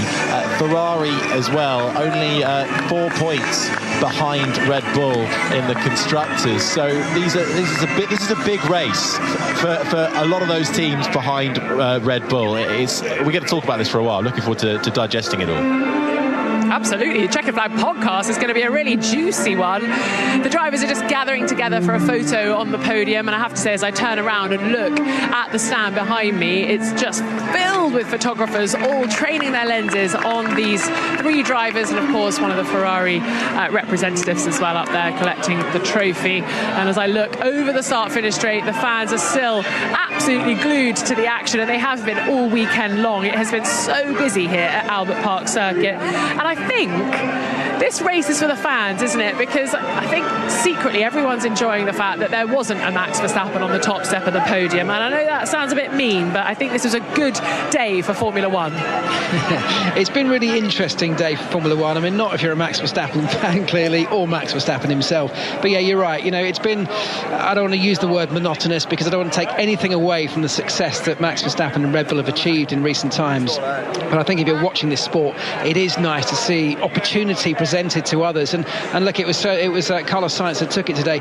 What I take from the scenes that we're seeing unfolding here, the emotion pouring out of Carlos Sainz, that lovely message on his cool down lap to his team, the emotion from the team, the mechanics and engineers. This is a Ferrari, and I don't want to get too carried away after one result, but I think in recent times Ferrari are building. They're building back towards success. They're getting close. They've got Fred Vasseur now leading the team, which I think heralds a sort of new era for the team. Lewis Hamilton coming at the end of this season. There is hope at Ferrari, and I think it's been a few years really since we've seen hope. That's a great story. Well, I tell you what, Mark, when I interviewed Lewis Hamilton in the media pen just a short while ago, it was when there was a Ferrari 1-2. Obviously, that flicked and changed a little bit, but at that point, the 1-2 was there on the timing sheets. And I said to Lewis, 2025 is looking pretty good, isn't it? And I wish it had been television at that point, because the look on his face, he gave me a nod. He knows he's heading in the right direction come next season. I'm sure he'll wish he was wearing red this afternoon as well. Absolutely, an inspired choice for Lewis Hamilton once again on the cusp of a new regulation change. He makes one of the biggest driver moves that we've seen in a long time. The last one was Lewis Hamilton when he moved from Mercedes, probably from McLaren to Mercedes ahead of the new hybrid era. But yeah, a bit of a weekend to forget for Mercedes. No points for them either in the Australian Grand Prix with that big crash for Russell. And actually the last time, well, Carlos Sainz won Singapore, didn't he, last year, and in that race on the last lap, who put it in the wall? It was George Russell. It's very true, isn't it? I mean, look, I'm a big fan of George Russell. I think he's an excellent driver, so talented, really mature for the level of experience that he has. I think someone who can absolutely lead that Mercedes team forward once Lewis moves on. But there's this tiny part of his character where he does make mistakes, and we've seen a few of them. And if you compare him to the likes of Max Verstappen, I can't remember the last time we saw Max Verstappen make a genuine driver error that cost something big in a race. I genuinely can't remember the last time that happened. Maybe that's the difference between an outright champion that Max is and someone who, in George Russell, still a little bit of a way to go before he reaches that absolute top echelons of the sport, perhaps. Yeah, Oscar Piastri for McLaren gave the home crowd something to smile about, just off the podium in fourth. But Sergio Perez, fifth in the sole remaining Red Bull. Now, that is a bigger story than I think we've really made it out on the race coverage. Because with his seat under pressure, perhaps both Red Bull drivers might end up leaving at some stage. Who knows? He didn't deliver when Verstappen was not able to go for the win. Yeah, what we said earlier in the weekend was that Red Bull are in a luxurious position where they can afford a Sergio Perez he's finished second in the first two races, but he was a long way behind his teammate. But that doesn't matter too much. They can afford that as long as he's there, whether he's 20 seconds behind Max or not. As long as he picks up the second places, that's what they need. Today Max wasn't there, and nor was Sergio Perez. Disappointing for me. I know he had an issue in qualifying. He received a 3-place grid penalty, but even despite that, he only qualified, some way off his teammate. And then in the race, he was anonymous. He had a fast car, a very fast car in that Red Bull. Didn't seem to be able to put it to use and was sort of in no man's land for most of the Grand Prix. And this was a chance for him to take the championship lead, wasn't it? I mean, just a very disappointing circumstance Sergio Perez finds himself in. I'm just wandering back down the paddock, guys. It's very busy here, very busy. People lingering as a lot of the freight is being packed away. I have to say, I think the teams are keen to get everything packed up and back in the lorries and onto the ships to head out of Australia. But yeah, it's a busy old paddock in here. Everyone's soaking up the atmosphere. Yeah, and well, if I were you, I would be hanging out around the Ferrari end of the paddock, because that's where the real atmosphere is going to be. Funny you say that, Harry. I am perfect. Right there. I am right there by the Ferrari garage. Rosanna, I always remember, from my days of being in those pit lane garages at the end of a Grand Prix, obviously depending how your race result went, if you're Ferrari, you want to get the champagne out. You're not really interested in packing freight up right now. You want to celebrate this moment. If you're Mercedes, if you're further back, you cannot wait to get those boxes packed up, shut the doors down in your garage and get out of there. So there'll be different ends of the pit lane looking at what the massive task in front of them, because they do have to get this freight out of there at a rapid rate, but they'll be looking at it through very different coloured spectacles as the evening rolls on.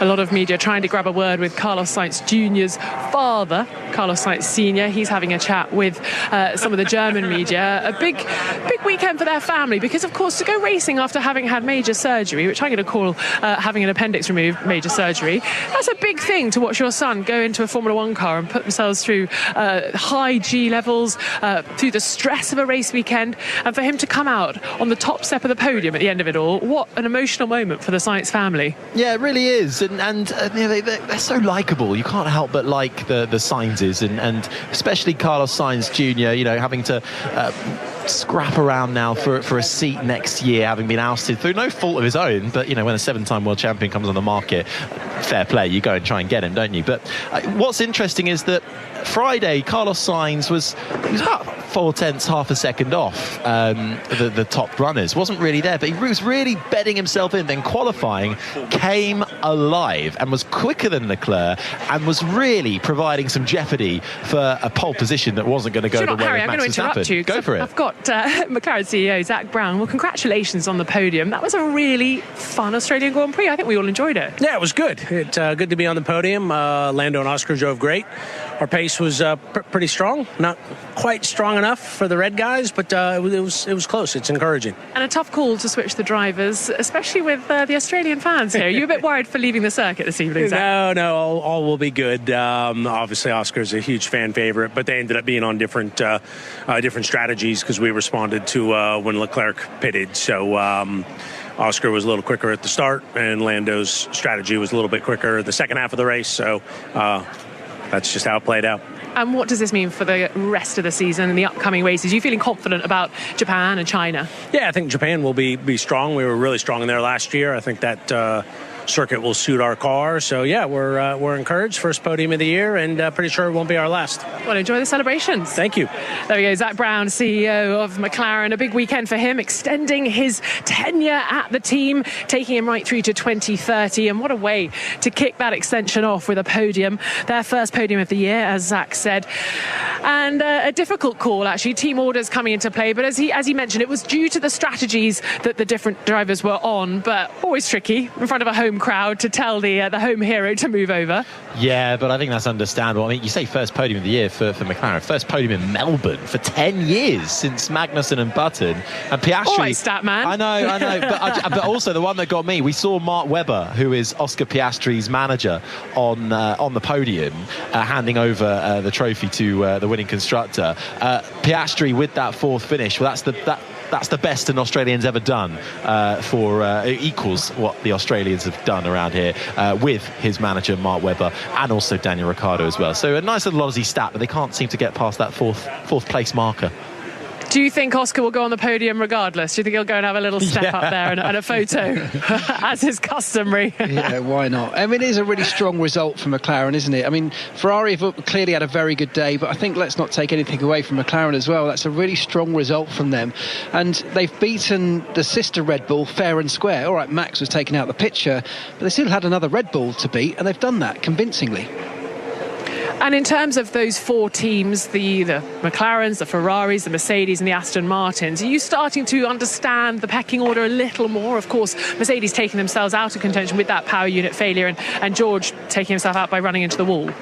I think, Rosanna, I'm not sure we've still seen the full pecking order yet. I think we're getting a hint of it clearly, but still, this is a circuit that's still not a kind of traditional racetrack. I think when we get to Japan next time out, perhaps China as well, we'll start to see an even clearer picture. We might see the first sets of upgrades coming for, or the next set of upgrades coming for some of these cars. People are starting to get a real understanding of how their cars behave, but that's a real traditional circuit, isn't it? Old school, fast, some really big corners, some iconic corners in there. We've seen some unbelievable racing there in the past. I think that might give us an even clearer picture than the one we've got right now.